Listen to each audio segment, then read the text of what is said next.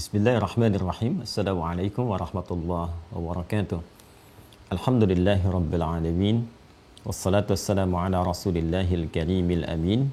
Nabiyyina Muhammadin wa ala alihi wa sahbihi ajma'in wa ba'd. Faya ahbaballahi wa ahbaba rasulihi sallallahu alaihi wasallam. Usi nafsi wa iyyakum bitaqwallahi faqad fazal muttaqun.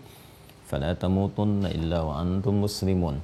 Faqala ta'ala Ya ayyuhalladzina amanu taqullaha haqqa tuqatih wa la tamutunna illa wa antum muslimun.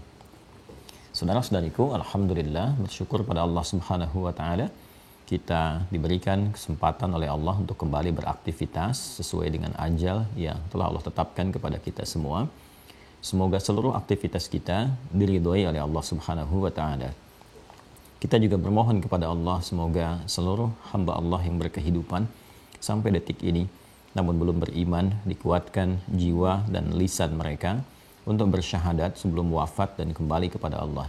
Pun demikian dengan para pelaku maksiat, dan boleh jadi kita termasuk di antaranya, diberikan kekuatan, hidayah, kelembutan pada jiwanya untuk mau bertobat sebelum wafat dan kembali kepada Allah.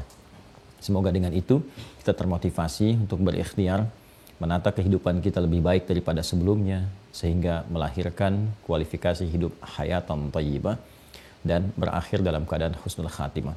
Untuk itu, mari kita mencoba untuk berikhtiar dengan cara mengokohkan amal soleh itu dengan pondasi keilmuan yang kuat, dan akidah adalah bagian pokok dari pondasi yang dimaksudkan.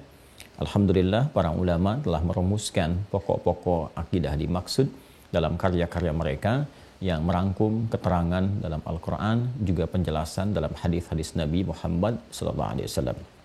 Alhamdulillah, seluruh keterangan dimaksud himpunan itu dikodifikasikan dalam satu bentuk disiplin ilmu, diberi nama bahkan dengan namanya ilmu akidah, ilmu tauhid yang mengarahkan seluruh aktivitas kita tertuju kepada Allah yang Ahad. Alhamdulillah, di pertemuan yang lalu kita telah menuntaskan korelasi antara pokok-pokok keimanan dengan lahirnya disiplin-disiplin ilmu terkait dengan pembahasan dimaksud. Baik disiplin ilmu itu penguatan langsung terhadap bab akidah, ataupun nanti implementasi dari akidah itu sendiri yang melahirkan amalan, atau disebut juga dengan syariat yang nanti juga melahirkan disiplin ilmu tersendiri yang disebut dengan fikih. Kali ini dalam rangka penguatan iman, pokok-pokok keimanan agar tidak melemah, atau dalam bahasa kita penyebab kuat dan lemahnya iman, kita akan mencoba melihat bagaimana Nabi Sallallahu Alaihi Wasallam memberikan pembinaan, penguatan, motivasi kepada umat beliau Sallallahu Alaihi Wasallam, khususnya di era beliau berkehidupan, pada sahabat-sahabatnya yang tentunya akan terangkum dalam buku-buku hadis yang disampaikan kepada kita. Kali ini kita akan mencoba menjadikan satu di antara sekian kitab hadis sebagai referensi pembahasan. Seperti saya janjikan, hari ini kita akan bersama pembahasan kitab Al-Imam Al-Bukhari, atau Imam Muhammad bin Ismail bin Ibrahim bin Al-Mughirah bin Al-Bardizbah yang terlahir di kota Ju'fah, kemudian juga di Bukhara, sehingga dikenal dengan Al-Imam Al-Bukhari di Khorasan yang sekarang di wilayah Uzbekistan. Kita insya Allah akan memulai dengan pembahasan kitab dimaksud, dan saya pernah tunjukkan kepada Anda ada beberapa versinya. Ini yang versi tanpa terjemahan seperti ini, ya. Nah, yang ini nanti yang dari kitab aslinya, ya, Imam Al-Bukhari. Kemudian juga nanti ada versi syarah penjelas dari Al-Imam Ibnul Jauzi, ya, yang ini. Ibnul Jauzi itu nanti di wilayah Irak sekarang, ya, wilayah Irak di sekitaran 508 Hijrah beliau, ya. Kalau Al-Bukhari kan 256 Hijrah. Kemudian ini kurang lebih 3 sampai 4 jilid, ya, yang ini. Kemudian nanti yang lebih agak panjang lagi ini, ya. Nah, ini adalah syarahnya Ibnu Hajar Al-Asqalani, ya, Al-Imam Ibnu Hajar Al-Asqalani, namanya Fathul Bari fi Syarah Sahih Al-Bukhari, ya, Fathul Bari fi Syarah Sahih Al-Bukhari. Beliau sendiri di 852 Hijrah. Ini 18 jilid sendiri kurang lebih, ya. Nah, insyaallah kita, karena waktunya cukup singkat, biasanya kalau kajian cepat tanpa syarah, Ini saya bacakan yang ini, gitu kan? Atau intisari dari syarah kita bacakan, itu karena kita gabungkan. Kalau ingin kajian lebih mendalam, misalnya di halaqah-halaqah mendalam, di kelas Pukau namanya, program utama Kader Ulama. Kita punya program Pukau terbatas diseleksi se-Indonesia. Nah, ini yang kita bahas yang cukup dalam dengan menggunakan yang ini. Ya, karena ini waktu kita terbatas, insya Allah ini pun sudah sangat lebih dari cukup yang syarah yang ini, karena juga cukup sangat baik, dan saya juga akan gabungkan dengan referensi-referensi lain dalam penjelasan detailnya, sehingga ada pengayaan-pengayaan dari bab yang akan kita kaji, insya Allah.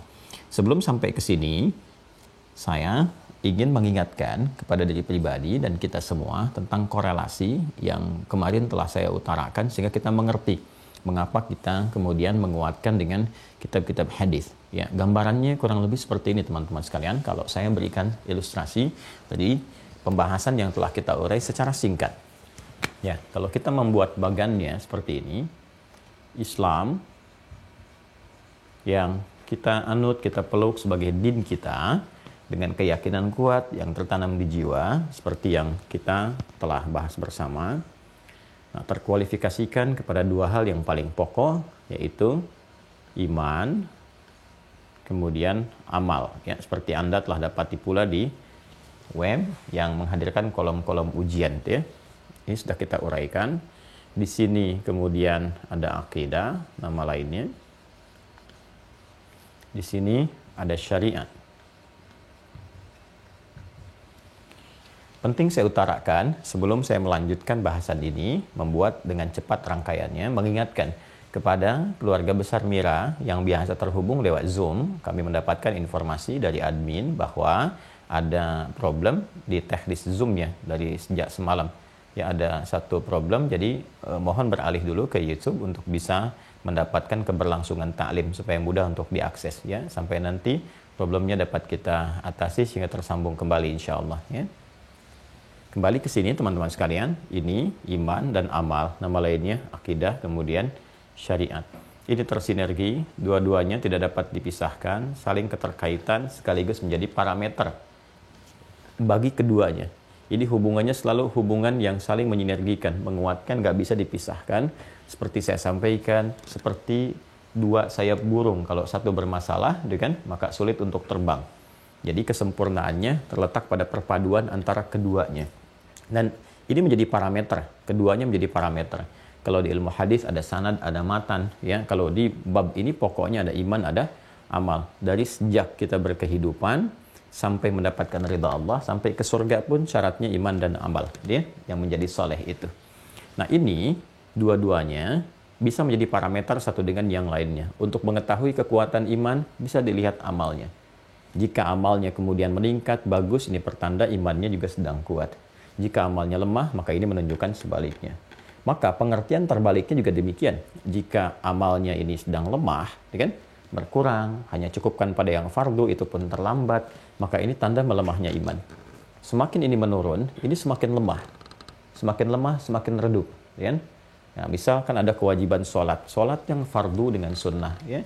Sunnah sudah menurun terus, bahkan fardu pun sudah mulai agak jarang-jarang. Bahkan ada yang tidak mengerjakan sama sekali, bahkan cuma nunggu Jumatan sepekan sekali, itu pun duduk paling belakang dan seterusnya. Misal, ini menunjukkan ada yang redup di sini.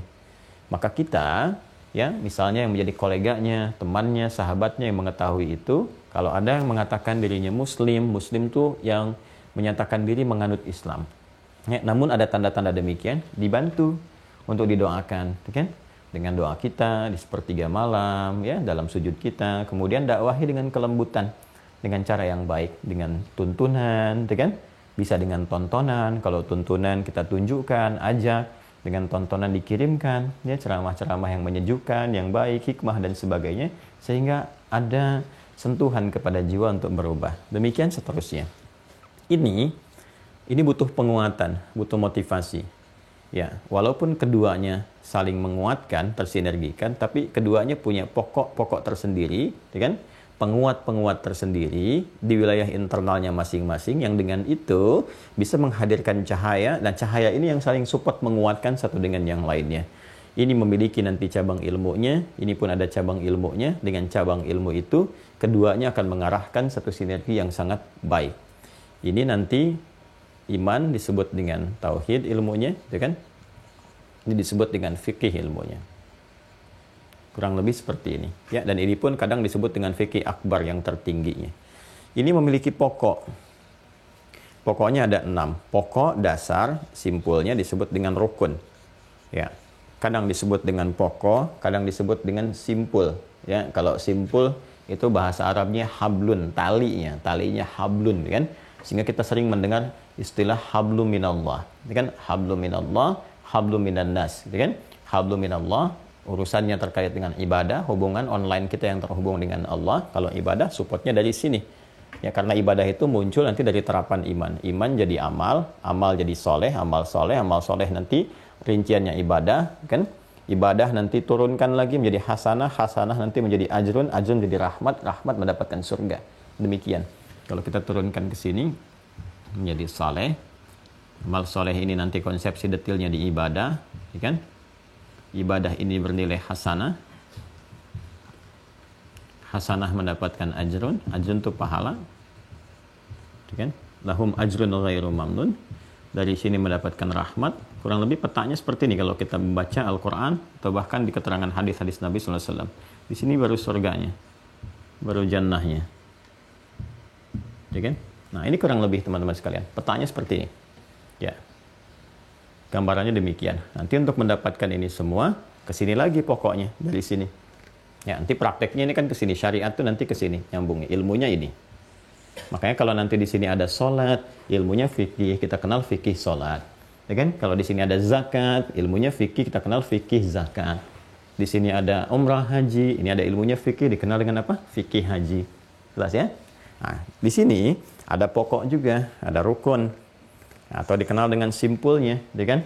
Simpulnya, hablun, talinya. Ya, kalau simpul kan dikuatkan, jadi penguat kan? Pokok-pokok jadi pondasi. Ini terkait dengan iman kan? Rukunnya maka disebut dengan rukun iman. Pokok-pokok yang menguatkan. Sehingga ketika kuat itu pokoknya, pondasinya, bangunannya bisa lebih baik, ya. Lihat ilustrasinya. Saya pernah sampaikan kepada Anda tentang ilustrasi ini.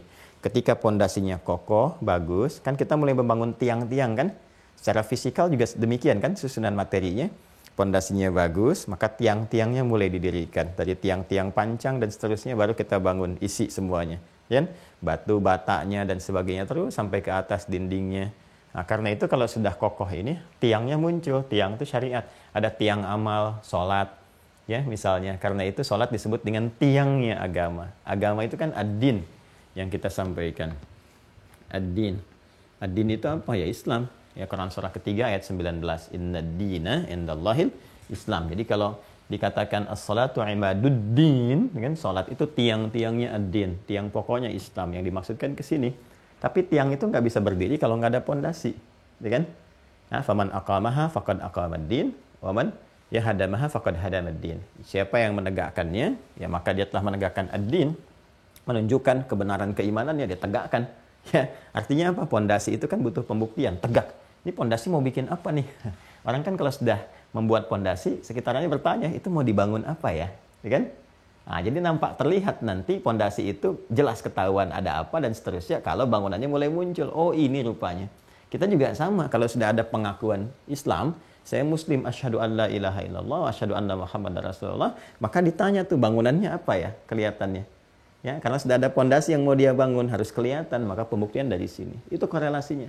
Indah Islam itu Masya Allah gitu ya. Kalau kita coba dalami, pahami dengan hati yang bening, yang jernih, yang pemikiran yang objektif, rasionalitas digunakan dengan baik, semuanya tidak ada yang tidak terkorelasi. Terhubung semua. Terhubung. Sampai ke kiasan, sampai ke implementasi kehidupan, sampai kemudian ke kiasnya, analoginya dalam keberhidupan kita. Jadi antara metafisik dengan dunia fisikal, itu semuanya terkorelasikan. Bahkan kalau mau dibawa ke aspek keilmuan pun, sampai ke yang real, yang nyata dalam kehidupan, sampai yang ke eksakta, itu berkehubungan satu dengan yang lainnya. Ya, berhubungan, berkorelasi. Nah, ini simpulnya nanti disebut dengan akidah. Nah, kalau sudah simpul kan tali. Kalau tali itu kan dikuatkan, ya kan? Dikuatkan, diikat dan sebagainya. Ini ikatan yang disebut dengan akidah. Dari kata akadah, ya kan? Ini ada 6 pokok, sudah kita bahas. 1, ya kan? 2, 3, 4, 5, 6. Nah, ini yang pertama, menguatkan keimanan, mengetahui tentang Allah dan segala yang terkait dengannya, kemudian malaikat, ya. Kemudian kitab, kemudian rasul, kemudian hari akhir dan segala yang terkait dengannya. Kemudian qada dan qadar. Qada dan qadar. Nah, pondasinya di sini. Ini pokoknya. Dan manusia berkehidupan itu dengan fungsinya sebagai khalifah di bumi, membangun, menghadirkan asas manfaat, kesuksesan, kebaikan, ketentraman, kedamaian, pokok-pokoknya ini. Jadi kita tuh hidup untuk menerjemahkan pokok berkehidupan yang ini, yang 6 ini. Ya, karena saat dalam kandungan pun seperti saya sampaikan di Quran surah ke-7 ayat 172, ya kan? Ini pokok keberimanan sudah ditanamkan dalam fitrah kita. Wa idz akhadha rabbuka min bani adama min zuhurihim dzurriyyatahum wa asyhadahum ala anfusihim. Ya kan? Apa yang disampaikan? Qala alastu bi rabbikum? Kita jawab, qalu bala syahidna an taqulu yaumal qiyamati inna kunna an hadza ghafilin. Ini yang pokoknya. Makanya ketika lahir, karena itu bawaan dari hidup kita disebut dengan fitrah. Ketika lahir, fitrah itu terbawa. Nah, dalam berkehidupan itu kita belajar untuk menguatkan fitrah dimaksud. Jadi sumber berkehidupan itu dari sini pancarannya. Ya, dari nilai keimanan. Makanya Nabi mengatakan kullu mauludin yuladu 'alal fitrah. Membawa fitrah iman.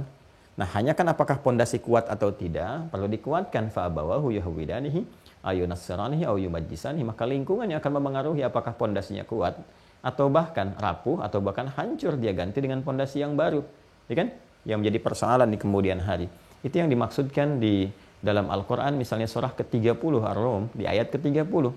Ya, fa'aqim wajhaka lid-dini hanifa. Maka tegakkan dirimu dalam berkehidupan mengacu pada ketentuan ad-din dengan cara yang benar, yang lurus. Fitratallahi allati fataran nasa 'alaiha. Itulah fitrah yang telah Allah tetapkan pada setiap manusia dalam berkehidupan. Ya kan? Semua tanpa kecuali. Ya, karena itu ditegaskan pada kalimat setelahnya tidak ada perubahan dalam fitrah yang telah Allah tetapkan itu. Ya, dalam penciptaannya. Karena itu teman-teman sekalian, ini butuh penguatan. Sudah kita bahas. Ada sekian puluh video menerangkan ini satu persatu, ya. Dan ini inti berkehidupan dan ini inti risalah. Para nabi rasul pun sebelum diutus diberikan penguatan ini terlebih dahulu, ya. Semua nabi dan rasul membawa risalah yang sama di bab akidah ini. Dari mulai Nabi Adam turun ke muka bumi, membawa nilai-nilai pancaran keimanan untuk diterjemahkan, diimplementasikan dalam bentuk pengabdian kepada Allah sebagai khalifah di muka bumi, kan? Nah, kemudian diteruskan risalahnya ketika umat berkehidupan, berkomunitas, bermasyarakat, bersuku-suku, diutus rasul-rasul dari Nabi Nuh alaihissalam sampai ke Nabi Muhammad SAW. Semua nabi dan rasul itu dikonfirmasi seluruhnya mengalami pembekalan ini dulu, penguatan ini dulu, keseluruhannya. Ya, aspeknya nanti ada penguatan mentalitas, pengenalan awal melalui mimpi dulu. Ru'yah shadiqah, bukan sekedar mimpi tapi mimpi yang nyata. Mimpi yang hak, ya. Ru'yatus shadiqah, ya, mimpi yang benar, mimpi yang nyata diberikan sebagai petunjuk, bagian dari satu pertanda awal dari kenabian, ya, selain tanda-tanda fisikal yang lainnya. Saya sering katakan, mimpi nanti dibagi 3 bagian. Ada mimpi berupa petunjuk dari Allah, nanti sesuai dengan kualifikasi hambanya. Kalau Nabi, Rasul, maka mimpinya ketika diberikan petunjuk itu wahyu namanya. Wahyu, gitu kan? Wahyu pembuka. Nanti ada pembuka wahyu, gitu kan? Isi dan seterusnya sampai dengan penutupnya. Kalau diberikan kepada manusia biasa, gitu kan? Nah, nanti bisa berupa nanti taufik, hidayah Allah, bisa berupa takrim. Takrim itu dari kata karoma yukarrimu. Kata dasarnya nanti karoma, ya. Nah, karomah itu muncul nanti sifatnya disebut dengan karomah, kemuliaan. Satu pertanda dalam mimpi yang memberikan gambaran dari Allah untuk memuliakan seorang hamba. Macam-macam bentuknya. Bisa taufik, bisa hidayah, ya, bisa kabar gembira dan sebagainya. Tapi tidak selevel dengan level yang di atasnya, yaitu nubuwah. Level kenabian yang mendapatkan wahyu. Macam-macam. Ya, bahkan nanti seperti kita beristikharah, pengen minta petunjuk dan sebagainya, kadang datang lewat mimpi salah satunya. Itu yang bersumber dari Allah. Yang kedua, hadithun nafsi, ya, memori yang tersimpan di dalam benak kita dari cara kita berkehidupan, beraktivitas sebelum kita tidur. Jadi umumnya saat kita beraktivitas, ya, semua terekam dalam memori kita.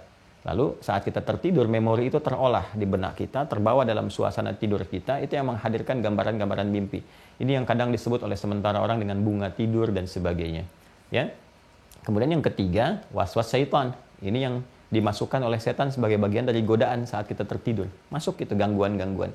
Ya, caranya gampang karena setan itu jelek, menjauhkan dari rahmat Allah Subhanahu wa taala, maka yang datangnya pun itu buruk, buruk, mimpi yang jelek-jelek, terjauh dari rahmat dan sebagainya. Itu waswas syaitan. Dan Masya Allah di Islam pun komplit. Itu semua ada turunannya, bab detilnya sendiri. Bahkan nanti ada kitab tentang mimpi, Kitabul Ahlam, tentang mimpi, petunjuk-petunjuknya begini dan sebagainya. Ya, nanti mengatasi ini bagaimana. Bahkan mimpi buruk pun itu ada solusinya. Kalau bangun seperti ini, dari yang paling sederhana sampai yang paling kompleks. Ini menunjukkan syariat ini benar. Ya, karena Allah meminta kita menjalani kehidupan. Kita tanya bagaimana caranya, bagaimana petunjuknya. Kalau didapatkan petunjuknya berarti kan harus lengkap, harus menjamin semua aktivitas kita, baik saat terjaga pun demikian saat tertidur. Nah, kalau Anda komparasikan, Anda akan temukan tidak ada yang sedetil dalam Islam menjelaskan itu dan menjangkau semua tatanan aspek kehidupan kita secara detil. Dan dahsyatnya itu bisa dilacak sumbernya dan bisa diriset, dianalisis, dan pada akhirnya pun kebijakan untuk memutuskan dikembalikan kepada kita sendiri. Ya silahkan, dan kita dengan berkesadaran tinggi menanggung resiko masing-masing. Indah sekali. Ya, kembali ke sini. Ini yang berlangsung, Rasulullah SAW mengalami ini juga, seperti Nabi Yusuf mengalami ini, Nabi Ibrahim mengalami ini, dan seterusnya gitu kan. Nah, ini berlangsung kurang lebih, ada referensi mengatakan 6 bulan berlangsung ini sebelum masuk pada fase pengangkatan dari kenabian. Ya, kemudian pada usia 40 tahun Nabi Muhammad SAW mendapatkan juga penguatan keilmuan. Sudah fase ini, ada fase pembekalan dan penguatan. Ya. Dan penguatan secara internal. Sebagaimana Nabi Yusuf alaihissalam dikuatkan secara internal dulu, ya konsultasi ke ayahandanya dulu, kan? Ya ke ayahandanya, yaitu kita naikkan ke atas terus, ada ketemu Nabi Yakub, kan? Nah, Nabi Yakub naik ke atas lagi, dan Nabi Ishak, Nabi Ibrahim, jalur satu lagi Nabi Ismail, nanti sampai ke Nabi Muhammad SAW. Nah, konsultasi kan ke ayahandanya. Diabadikan kan di Quran surah Yusuf surah ke-12 itu, ketika beliau mengatakan saya bermimpi ya ayahku sayang, itu kan ayahku sayang itu menggunakan kata abati, ada abi, ada buya, ada abati, itu berbeda secara singkat ya, secara singkatnya. Kalau abi itu penghormatan ayah, untuk menunjukkan sifat ayah dengan rasa hormat. Kalau buya itu rasa sayang ya, untuk menunjukkan satu kasih bentuk sayang. Jadi hubungan yang dibangun dengan dasar sayang. Bisa nanti sifatnya hakiki, bisa majazi. Kalau majazi itu di keilmuan misalnya, kita menyayangi orang-orang saleh, orang-orang alim, orang pintar, kita katakan buya. Ya, walaupun tidak ada hubungan misalnya genetik antara satu dengan yang lainnya. Kita kenal dengan Buya Hamka misalnya kan, untuk menunjukkan kita punya rasa sayang yang dalam sehingga mendoakan beliau, mengikuti ilmunya dan sebagainya. Kalau kita gabungkan antara sayang dengan hormat, itu disebut dengan abati namanya. Ya, abati. Di ibu juga ada ummi, umayyah, kan amati. Itu gabungannya. Jadi kalau kita katakan abati, itu artinya sayang dan hormat. Dan di Al-Quran, diksi yang menunjuk kepada hubungan anak dengan ayah, itu selalu komunikasinya sayang dan hormat. Ya, ayah manggil bunayya, bunayya, bunayya, anak memanggil ya abati inni ara fil manami, dan seterusnya. Ya, hei, duhai ayahandaku, saya melihat dalam mimpi, duhai ayahandaku, dengan penuh hormat dan sayang. Demikian Nabi Ismail juga menjawab ya, ketika ketika Nabi Ibrahim bermimpi, dikonfirmasikan jawabannya ya abatif al ma tu'mar, duhai ayahanda, dengan rasa hormat dan sayangku, cepat kerjakan. Ini pasti wahyu, ini pasti petunjuk dari Allah. Itu bisa terbaca. Ini konfirmasi di internal. Nabi Muhammad pun demikian SAW. Ada penguatan begitu mendapat itu, dikonfirmasi dengan istrinya ya, Sayyidah Khadijah tercinta, istri Nabi sallallahu alaihi wasallam, Ummul Mukminin, Masya Allah, semoga Allah merahmati beliau, menyayangi kan, sebagaimana Nabi memberikan juga petunjuknya, dan semoga rahmat itu pun disertakan kepada kita ya, sesuai dengan kapasitas dari amal saleh kita dan rahmat Allah Subhanahu wa taala kepada kita. Dikonfirmasi lagi. Nah, karena Nabi Muhammad itu risalahnya risalah penutup terakhir, maka harus mengonfirmasi nabi-nabi sebelumnya, risalah sebelumnya. Dan yang didengar oleh Sayyidah Khadijah, ya kan, membawa informasi risalah-risalah sebelumnya itu, diantaranya siapa? Waraqah bin Nawfal, dari koleganya juga. Maka dikonfirmasikan, benar nggak ini yang disebutkan di kitab sebelumnya? Ini suami saya ada tanda-tanda begini dan sebagainya. Dikonfirmasi, ternyata malah dibenarkan kan? Ini menunjukkan kebenaran risalah Nabi Muhammad yang diakui. Oh, coba dicek dulu satu-satu, apa yang kamu lihat, apa yang kamu rasakan. Begitu diceritakan, ya ibna akhi, Masya Allah, duhai anak saudaraku. Ya, disampaikan. Ini kamu telah mendapatkan begini, seperti Musa mendapatkan seperti itu, seperti Isa mendapatkan demikian, disebutkan. Ya, dan beliau sangat memahami tentang Injil, makanya menuliskan Injil dengan bahasa Ibrani, disampaikan oleh beliau. Bukan Bible ya, tapi Injil. Beda antara Bible dengan Injil, beda. Kalau Bible dari Biblos itu catatan. Ya, dengan penilaian persepsi masing-masing. Kalau Injil, ini disebutkan kepada kitab yang diturunkan pada Nabi Isa. Nah, itu waktu turun-temurun disampaikan terjaga, ya, dan di kitabnya itu tertuliskan ada Waraqah bin Nawfal di antara yang menyampaikan itu, menulis dengan bahasa Ibrani, disampaikan di lingkungan jahiliyah pada masa itu, tapi sangat terbatas, tidak banyak menyebar gitu kan pada saat itu. Nah, Sayyidah Khadijah mengetahui, yang dikonfirmasi, disampaikan. Nah, dan itu dijelaskan di Al-Quran juga, Quran surah ke-61 As-Saff di ayat yang ke-6 tentang berita Nabi Isa alaihissalam yang akan kedatangan Nabi penutup. Wa mubasysyiran bi rasuli ya'ti min ba'di ismuhu Ahmad, dan Nabi Isa memberikan kabar gembira akan datangnya Rasul penutup setelah beliau yang diantara sifat karakteristiknya adalah sangat terpuji, ibadahnya kepada Allah tinggi. Sebutan itu disebut dengan Ahmad. Nanti nama sosialnya disebut dengan Muhammad SAW. Ya, nanti ada Al-Mahi, Al-Kafi gitu kan. Kemudian juga Muhammad SAW, ada Ahmad dan turunan-turunan lain nama sifat yang mulia. Bahkan sebelumnya, jauh sebelum itu ya kurang lebih 28 tahun ya. Kalau itu kan tadi 40 tahun, dikurangi 28 kan 12 tahun saat dibawa oleh pamannya Abu Talib, seperti pernah saya kisahkan, dikonfirmasi juga ya oleh pendeta juga yang lebih jauh lagi di Syria, ya kan, namanya Buhaira atau George dikenalnya pada saat dikonfirmasi, dan itu secara faktual bisa didapatkan, dilacak dalam sejarah. Silahkan cek, siapapun yang menulis tentang buku sejarah, sirah kalau dalam bahasa Arab, dicek itu, ditemukan referensi itu kan pembuktian. Jadi sejarah membuktikan kebenarannya, referensinya terang dan jelas, kemudian wahyu dikonfirmasi. Kalau yang tadi memberikan konfirmasi tentang dari turunan garis ke Nabi Isa, yang ini turunan garis ke Yahudi ke Nabi Musa. Terus semua mengonfirmasi tentang Yahudi begini, tandanya diketahui dan seterusnya. Jadi konfirmasinya jelas, maka di internal diberikan pembekalan oleh Allah Subhanahu wa taala kurang lebih selama 3 tahun. Masanya 3 tahun. Ya kan? Nah, di sini secara internal Sayyidah Khadijah beriman, setelah mendengar itu Waraqah bin Nawfal juga beriman, berkomitmen membela Nabi, gitu kan? Kemudian setelah itu apa yang terjadi? Sahabat-sahabat dekatnya, Abu Bakar As-Siddiq juga beriman, ya. Kemudian siapa lagi di kalangan keluarga dekat? Ali bin Abi Thalib, salian, karamahullah wajah juga beriman, dan seterusnya. Di sini. Sampai nanti setelah 3 tahun pembekalan, kurang lebih tahun yang keempat, baru ada risalah terbuka. Dakwah secara terbuka. Dengan turunnya Al-Mudaththir itu. Dakwah terbuka. Nah, ini fase yang ini. Ya, ini berlangsung selama 10 tahun. Ya, karena itu nanti baik di kitab Ulumul Quran, di kitab hadis ya, yang dapat kita akses, akan ada keterangan Nabi menyampaikan dakwah di Mekah 10 tahun, di Madinah 10 tahun. Kalau digabungkan 20 tahun. Itu benar, yang dimaksudkan ini dakwah yang terbuka. Pembekalan internalnya 3 tahun nanti, ru'yah shadiqah, mimpi yang benarnya 6 bulan sebelumnya.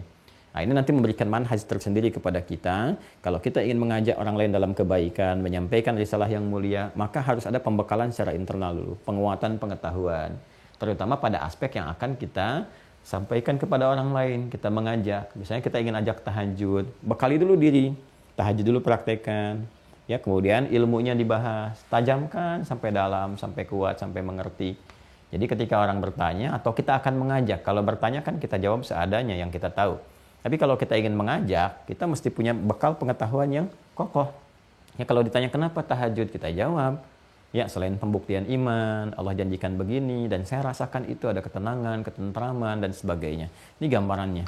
Nah, ini 10 tahun ini, ya, ini masanya, fase yang pertama dakwah terbuka. Fase yang pertama ini, teman-teman sekalian, ini terkait dengan penerangan aspek ini, pengokohan 6 pokok ini. Penguatan pondasi. Ini disampaikan sebelum beliau berhijrah.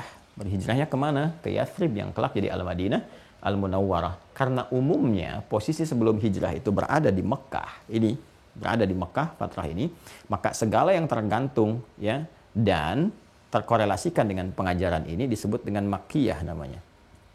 Makkiyah. Dari kata Makkah, kemudian ada di sini nisbatnya, segala yang terkait dengan Mekah. Ya, jadi ajaran-ajaran yang tersambung yang umumnya disampaikan di Mekah sebelum periode hijrah, maka ini disebut dengan Makkiyah.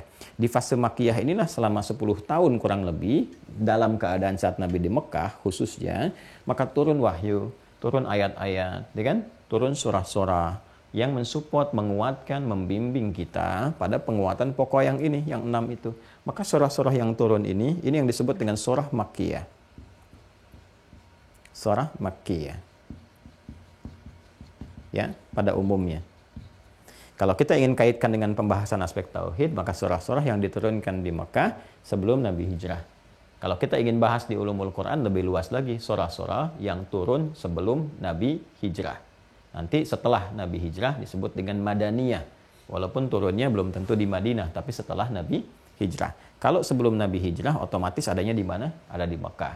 Maka dari sini kita akan dapati bagaimana kokohnya orang-orang yang belajar dengan Nabi di fase ini, fase yang pertama ini. Imannya kuat sekali. Kan kita belajar, bahkan kisahnya viral sekali. Bagaimana Bilal diancam, dipersekusi, akan dieksekusi, kan? Kemudian dibawa ke tanah lapang yang panas, teriknya luar biasa membakar, tangan diikat, disimpan batu yang cukup besar, menindih sehingga napasnya pun terganggu kelancarannya. Bukan cuma batu biasa, kan suasana panas, batunya panas. Ya kan? Hanya untuk diminta menanggalkan simpul-simpul ini. Ya kan? Diminta untuk melepas simpul-simpul akidahnya. Apa yang dikatakan? Ahad, ahad, ahad, ahad. Karena sudah terpatri nilai tauhid dalam dirinya. Ya, ditawari apapun itu tetap ahad, ahad, ahad. Dicambuk ahad, ahad, ahad, ahad. Ya, jadi nggak lepas simpulnya. Ya, nggak repot. Ini yang karena kuat.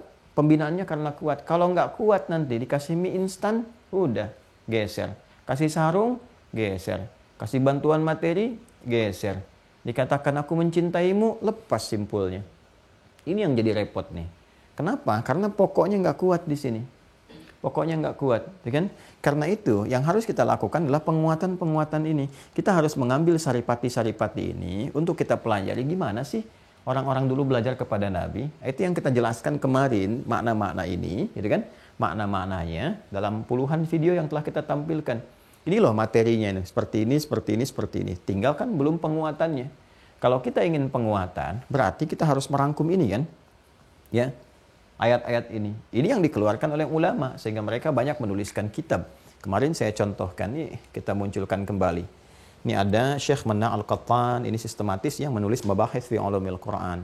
Ini diterangkan, surah apa saja yang termasuk Makkiyah. Terangkan, tuh kan. Kemudian juga nanti seperti yang saya sampaikan kemarin ada Al-Itqan fi Ulumil Quran, kan? Al-Itqan fi Ulumil Quran. Nah, ini. Nah, seperti yang ini, kan? Nah, ini juga sudah kita sampaikan. Ini dibahas surah-surah Makkiyah. Bahkan yang menariknya detail sekali, Masya Allah teman-teman sekalian. Ini turunnya kapan, dalam suasana apa, apakah siang ataukah malam, ada kejadian apa. Dan menariknya, setiap kejadian-kejadian itu dirinci lagi. Kalau detail disebutkan namanya, itu berarti merujuk pada kejadian si fulan. Jaminannya untuk si fulan. Tapi kalau secara umum disebutkannya, ini menunjukkan kejadian dimaksud, memberikan gambaran kepada kita, akan terjadi lagi karakternya di masa depan. Ya, kejadian yang mirip-mirip, yang serupa, cuman tokoh dan keadaannya berbeda. Ya, seperti Al-Kafirun kan turunnya di sini, Makkiyah. Al-Kafirun itu kan nggak disebutkan tegas, jelas siapa orang-orangnya. Hanya orang-orang yang belum menerima risalah, yang menutup diri dari Islam. Kafirun itu kan dari kata kafir, ya dasarnya kafar. Kafar itu menutup. Ya, makanya diserap ke dalam bahasa Inggris jadi cover. Banyak kok dari bahasa Inggris berasal dari bahasa Arab. Ya, seperti sugar gula itu dari kata sukar. Banyak, ya, termasuk ini, cover. Cover itu dari bahasa Arab asalnya. Kafara. Ya, kafara itu kan yang menutup. Kenapa disebut cover? Karena menutup isinya. Ini cover ini menutup isinya begini, tertutup sehingga nggak kelihatan isinya. Ya, kafir orang yang menutup diri. Ya, jadi ada orang-orang yang ketika disampaikan dia bertanya tentang Islam, disampaikan risalah begini, tapi dia menutup diri dari Islam, menutup dirinya, maka disebut kafir, ya kan? Jadi itu bahasa yang sangat luar biasa, lembut, ya, halus untuk memberikan gambaran kontra dari iman.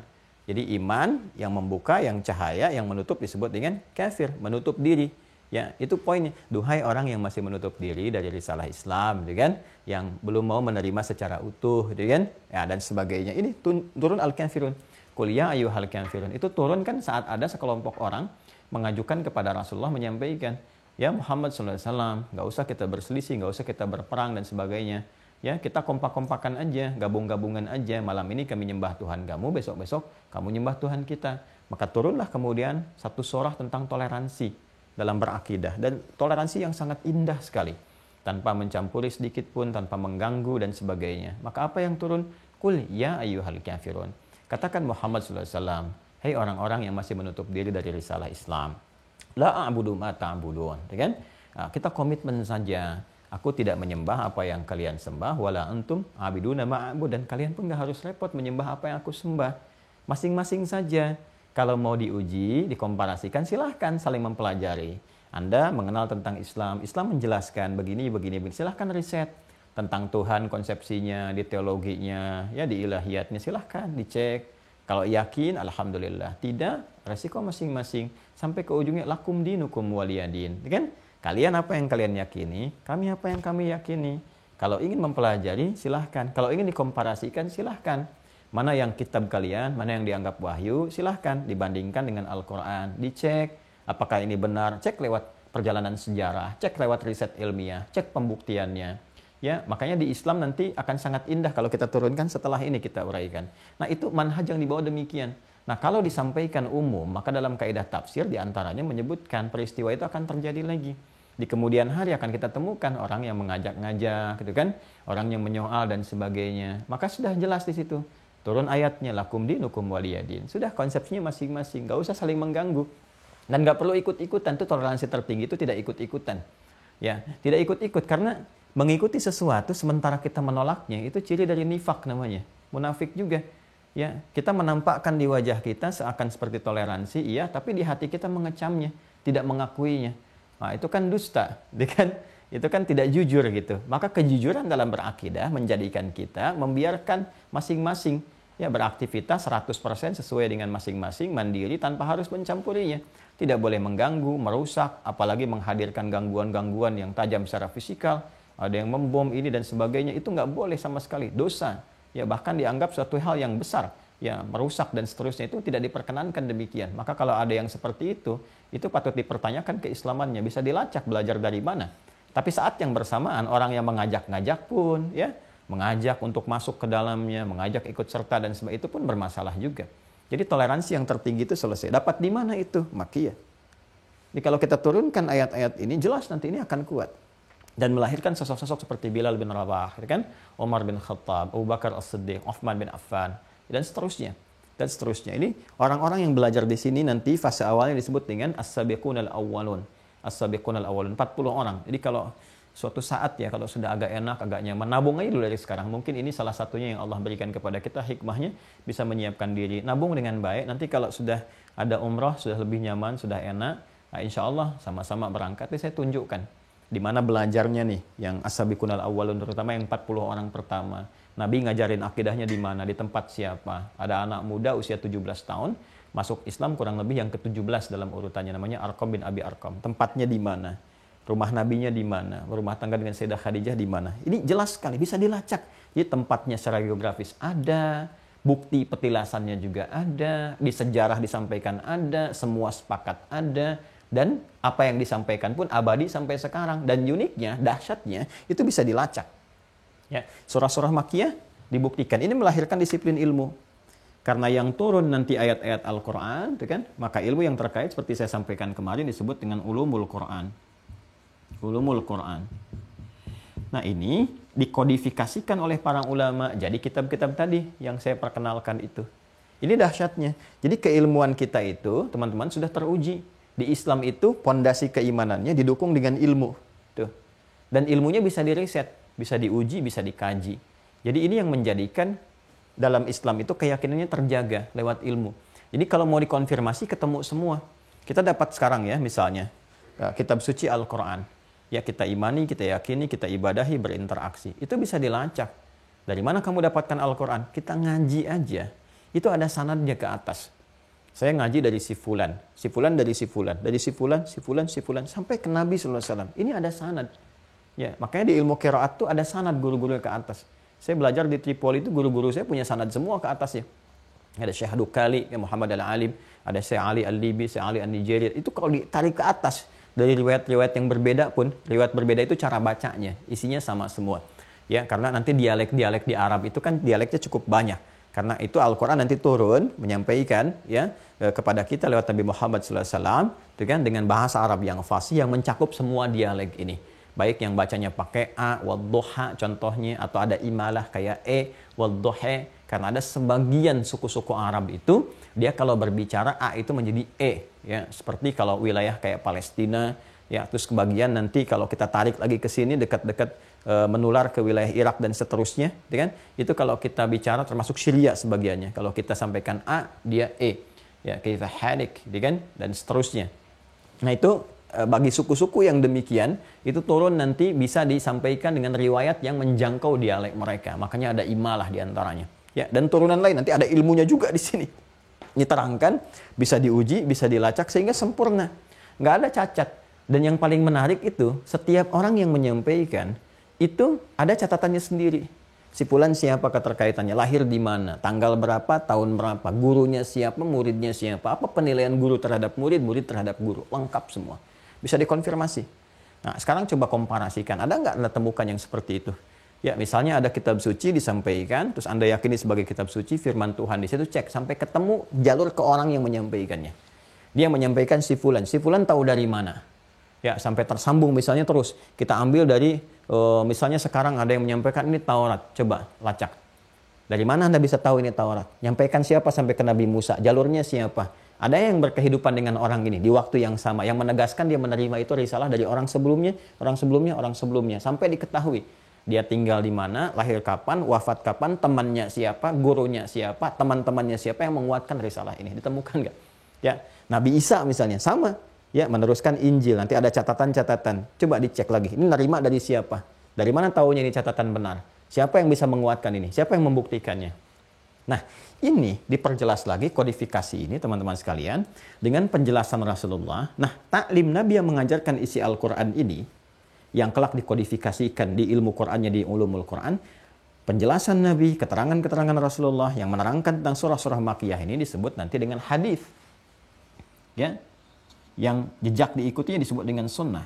Nanti penjelasan nabinya, kalau kita ikuti jejaknya disebut dengan sunnah, isi yang disandarkan disebut dengan hadis. Nah, hadis ini yang menjelaskan tentang konfirmasi ayat-ayat ini untuk penguatan iman. Nah, maka hadis pun saat disampaikan oleh Rasulullah, diterima oleh para sahabat, dipraktekkan sehingga melahirkan ketangguhan iman yang sangat luar biasa. Dibawa kemanapun kuat luar biasa. Ya, disogok, malah ditanya sampai ke orang Baduy. Umar coba ngetes, Umar bin Khattab itu sepeninggal Nabi, coba ngetes tuh. Dengan kurikulum yang serupa diajarkan, kan, sepeninggal Rasulullah, itu orang Arab Baduy, penggembala kambing, dites oleh Umar. Udahlah, saya bawa aja nih, saya beli satu katanya. Nggak bisa, ini bukan punya saya. Nggak, saya naikin harganya, nggak bisa, ini bukan saya. Walaupun bukan punya kamu, tuan kamu kan nggak ada di sini. Tenang aja, gitu, bilang aja dimakan serigala, dites oleh Umar. Bilang aja dimakan serigala gitu kan. Kamu kan aman pulang. Fa'inallah. Maka Allah di mana katanya? Coba lihat, konektivitas antara dirinya dengan Rabbnya itu tinggi. Ya, dia lebih takut tuh kan, merasa diawasi oleh Allah, dihisab oleh Allah dibandingkan dengan tawaran-tawaran manusia. Fa'inallah. Lalu Allah di mana? Maka Masya Allah, Umar sangat bersyukur, gitu kan? Memberikan respon yang luar biasa. Artinya ketika beliau jadi pemimpin, beliau kan akan dihisab oleh Allah. Ya, tentang bagaimana keadaan umatnya, bagaimana tentang keadaan rakyatnya, masyarakatnya dan sebagainya. Beliau pastikan bukan hanya kesejahteraan sosial dan sebagainya, tapi bagi orang Islam akidahnya pun dijaga. Nah, ini yang coba kita kuatkan dibawa ke dunia diplomasi, ke birokrasi, dalam kehidupan sosial dan macam-macam. Jangan sampai nanti tawaran begini disogok, diikutin proyeknya. Ujung-ujungnya kan ditangkap oleh pihak yang berwenang. Maka kalau iman kita kuat, nggak ada tuh korupsi. Nggak ada sogok menyogok dan sebagainya. Nggak ada bikin hoax. Jadi kayaknya tertib gitu, aman, enak. Kita butuh kualitas yang demikian. Nah, penjelasan dari Nabi ini, kurikulumnya yang diwariskan kepada zaman sahabat, dipraktekkan, menghasilkan kualifikasi tadi, dikodifikasikan, dikumpulkan lagi oleh para ulama. Maka jadilah kitab hadis yang pengantarnya saya sampaikan kemarin. Di antara yang sangat kreatif, tadinya mereka menghafal itu ribuan. Sahabat tuh menghafal. Ya, sampai banyak, yang ada yang 5.000, ada yang 2.000, ada yang macam-macam kumpulkan. Dilacak lagi oleh para ulama setelahnya. Ya, jadi setiap sahabat ngajar, ada yang mencatat, dikumpulkan. Begitu dikumpulkan, jadikan kurikulum hidup, dibuat topik-topik.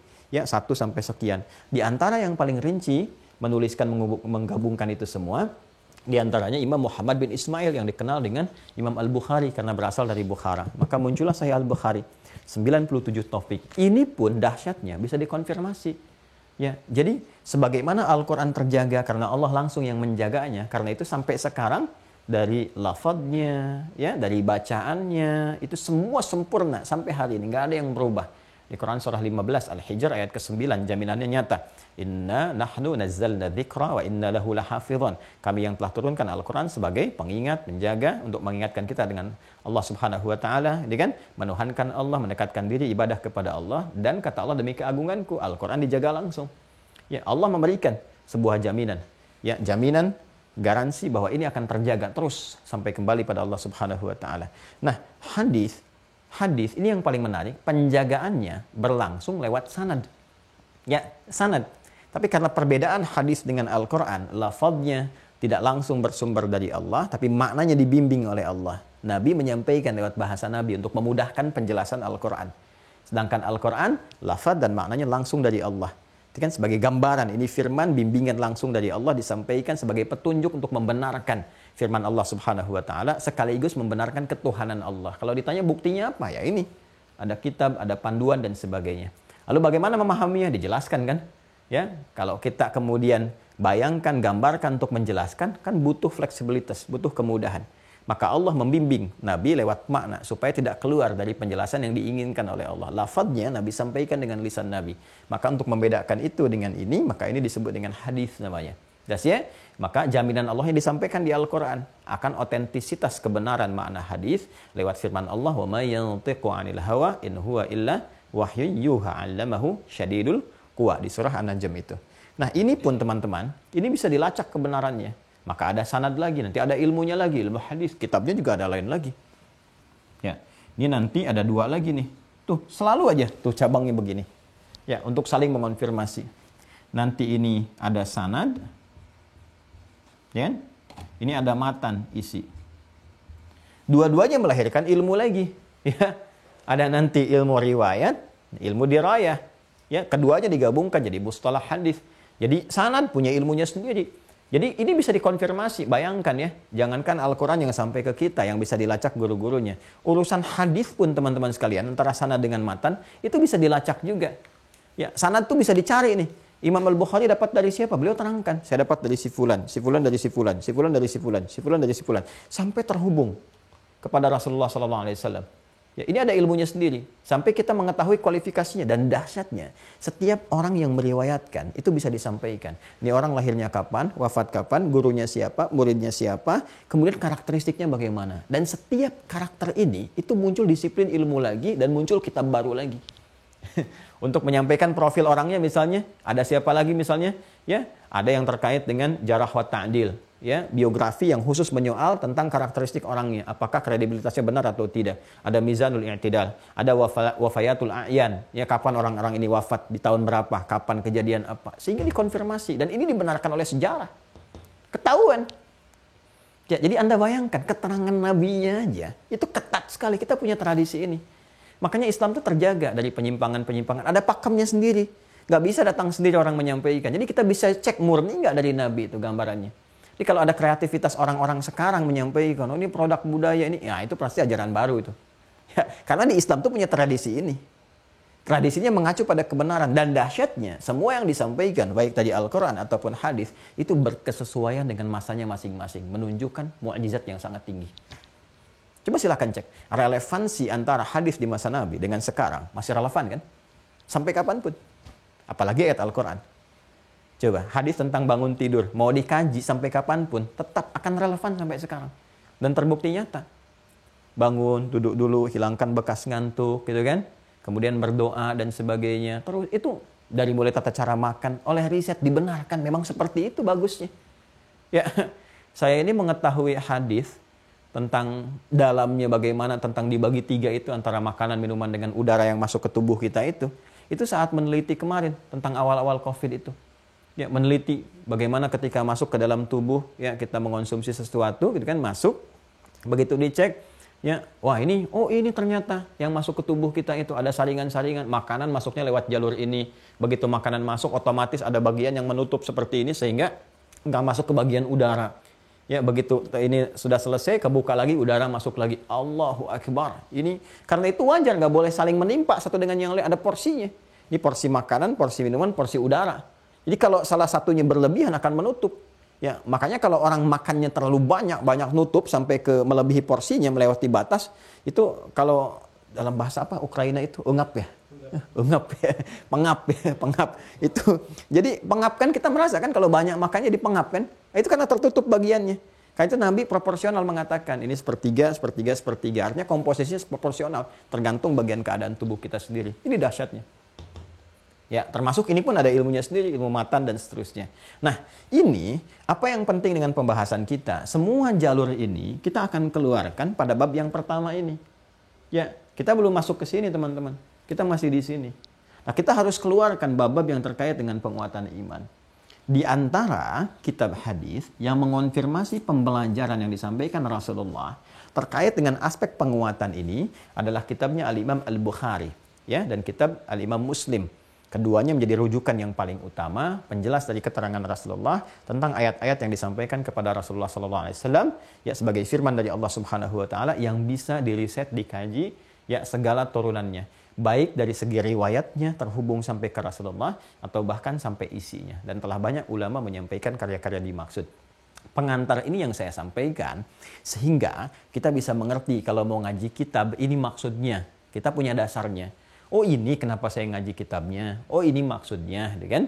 Dan kenapa kita memulai dengan Sahih Al-Bukhari? Selain karena kualitasnya dan validitas yang diakui oleh para ulama, sepakat seluruhnya, ijma ulama-ulama di muka bumi, bahwa ini yang paling kualifikasinya bagus, ya. Karena memang apa ya, kitab yang lain semuanya bagus. Tapi yang ini memang mengkhususkan, ya, isinya untuk diseleksi seluruhnya sehingga kualitasnya yang sahih semua. Yang benar diteliti, yang sahih, tapi babnya umum. Nah, di antara sekian bab yang umum itu dibuat 97 topik, ya, yang mencakup topik umum seperti pernah saya terangkan dari 4 kualifikasi hadis pada umumnya, kitabnya itu, maka disebut dengan jami'. Maka beliau menamai kitabnya, kalau kita mau bacakan seperti pernah saya sampaikan, ya, Al-Jami', gitu kan? Al-Musnad As-Sahih Al-Mukhtasar min umuri Rasulillah sallallahu alaihi wasallam wa sunanihi wa ayyamihi. Ini dikenal supaya singkat disebut Sahih Al-Bukhari. Ya, dikenal dengan kitab Al-Jami'. Saya perkenalkan dulu isinya secara singkat. Al-Jami', kitabnya isinya komprehensif, ya. Jadi memuat bab-bab topik-topik yang luas. Di sini kurang lebih 97 topik. Ya, kemudian disampaikan lagi musnad, diteliti sanadnya. Musnad itu nanti asnada yusnidu, kemudian musnad untuk orangnya yang meriwayatkan, musnad susunan turunannya. Jadi beliau mengatakan, aku telah teliti semua topik-topik di sini, hadis-hadisnya, aku teliti semua tersambung kepada Rasulullah. Dan silahkan Anda cek, Anda uji kualifikasi orang-orangnya. Benar nggak ada si fulan dan sebagainya. Ya kan? Kemudian sahih, aku pastikan semuanya sahih. Sahih itu ada syaratnya lagi. Ya, disebut hadis itu sahih termasuk nanti sanadnya ada 5 lagi, ya. Mattasala isnaduhu binaqlil adlid dhabiti anil adlid dhabiti kan min ghairi syudzudin wala illatin qadihatin. Ada 5 pokoknya.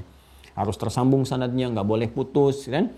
Nggak boleh putus di tengah-tengah, nggak boleh putus di ujungnya. Jadi kalau putus di ujung, nah bergeser dari sahih kepada yang lain. Ya. Kemudian mattasala isnaduhu binaqlil adlid dhabiti. Adil harus punya sifat adil dan dhabit, ya. Jadi nggak bermasalah orangnya. Nggak banyak disoal oleh orang-orang, kelihatan tolak ukurnya, kebaikan dan sebagainya. Kemudian dhabit punya kekuatan hafalan yang sangat luar biasa. Jadi ada kualifikasi, ini nggak main-main. Jadi nggak bilang A, sekarang bilang A pakai titik, nanti 5 menit kemudian jadi koma. Atau ini kayaknya begini. Nah, itu keluar kualifikasi. Bisa turun nanti berdasar kualitas hafalan. Kalau beda sedikit jadi hasan nantinya. Nanti ada mudtarib, ada macam-macam. Ya, kemudian min ghairi syudzudin wala illatin qadihatin, enggak disoal banyak orang tentang perkara-perkara yang bisa menurunkan marwah dirinya atau merusak tentang keagamaannya. Ya, enggak ada pelanggaran ringan apalagi yang berat gitu kan, pelanggaran ringan. Ya, dari yang misalnya salah menatap, salah begini, salah bicara, gitu kan? Yang kadang-kadang kalau kita kan, saya pribadi suka terpeleset ya, lisan dan sebagainya. Ini menjaga betul dirinya. Nah, apalagi hal-hal yang disoal oleh agama. Ya, ini ngarang-ngarang sesuatu aja, ini nggak masuk kualifikasi sehingga nggak bisa dibedakan mana hadis, mana karangan dirinya. Itu namanya diteliti keseluruhannya. Maka kata beliau, ini al-jami', gitu kan? Kemudian musnad sahih, al-mukhtasar, simple di dalamnya, nggak bertele-tele. Jadi manhajnya oleh beliau diterangkan ayatnya dulu, dikonfirmasi ayatnya, karena kan dari ayat tuh. Ya, fasenya ayat dulu, setelah ayat hadis nabinya. Ya, kalau dibutuhkan beliau keterangan sedikit, jadi kasih keterangan, nanti dibutuhkan itu diterangkan sedikit, langsung kemudian ke hadis-hadisnya. Setiap topiknya nanti banyak hadis. Setiap topiknya banyak hadis. Kemudian min umuri Rasulullah sallallahu alaihi wasallam wa sunanihi wa ayyamihi, di dalamnya terkumpul segala hal yang terkait dengan aktivitas Nabi yang bisa diakses oleh Imam Al-Bukhari. Artinya ditelusuri, diakses itu ditelusuri karena kan beliau nggak hidup di zaman Rasulullah. Ditelusuri dari orang-orang yang tersambung informasinya ke kehidupan Rasulullah SAW. Dicari, hidupnya dibaktikan untuk itu saja. Ya, dan kegiatan Nabi 24 jam. Dihimpun jadi 97 topik, ditulis selama 16 tahun. Ya, dimulai di Masjidil Haram, diakhiri di Masjid Nabawi. Sebagai hujjah beliau untuk berjumpa dengan Rasulullah SAW. Cari bekal nih, bekalnya luar biasa begini. Nah, nanti disyarah, seperti saya sampaikan. Nah, dibuat 97 topik. Topik pertama kita Badul Wahyi, mengonfirmasi kenabian dulu. Jadi kalau nanti langsung ke tiba-tiba akan ditanya dari mana taunya benar itu dari Nabi. Makanya jenius Imam Al-Bukhari. Dimulai dengan kitab Badul Wahyi, menerangkan tentang mula risalah wahyu untuk meyakinkan pada kita bahwa semua topik yang disampaikan, hadis yang disampaikan dari orang yang benar kenabiannya.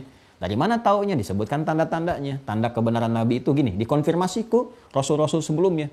Ya, Nabi Nuh terus sampai ke Nabi Isa alaihissalam. Ya, menjadi Nabi itu punya tanda ini, secara fisikal begini, gitu kan? Ya, secara kemudian tanda-tanda kewahyuan begini, mimpi begini, macam-macam. Semua punya kesamaan. Nah, nggak mungkin beda. Semua Nabi punya tanda-tanda itu. Nanti tergantung kemuliaan di masanya diberikan kelebihan-kelebihan. Ya, semacam kalau dari awal kan Nabi Nuh sendiri itu, kan? Terus nanti ada yang disiapkan lagi masa-masa berbeda. Nabi Ibrahim dengan Nabi Ismail bahkan bersamaan dengan Nabi Ishak. Kan Nabi Ibrahim kan memberikan pembekalan, penyiapan. Biasanya kalau sebelum Nabi Muhammad itu disiapkan dulu. Ya, jadi setiap nabi itu ada penyiapannya. Nabi Ibrahim menyiapkan anaknya, Nabi Ishak, Nabi Ismail diberikan pembekalan. Ya, diberikan dulu wawasan, jalan ini, itu, dan sebagainya. Nanti Nabi Ishak ke Nabi Yakub. Nabi Yakub sejaman dengan Nabi Yusuf. Nabi Yakub membuka jalan untuk Nabi Yusuf terus ke bawah. Ya, sampai Nabi Daud dengan Sulaiman. Nabi Daud membuka jalan untuk Nabi Sulaiman. Disiapkan. Bahkan di masa Nabi Ibrahim nanti ada Nabi Lut juga. Ya, terus. Ya, sampai nanti ke Nabi Musa, ada Nabi Harun juga. Ya kan? Saling menyiapkan. Ya, terus yang paling menarik apa? Nabi Isa juga didahului kan oleh siapa? Nabi Yahya kan? Bahkan sebelumnya atasnya Nabi Zakaria. Nabi Yahya membuka jalan ke Nabi Isa. Ya, jadi semua nabi dikonfirmasi, dibukain jalannya begini. Dan semua nabi itu membuka jalan untuk Nabi Muhammad SAW.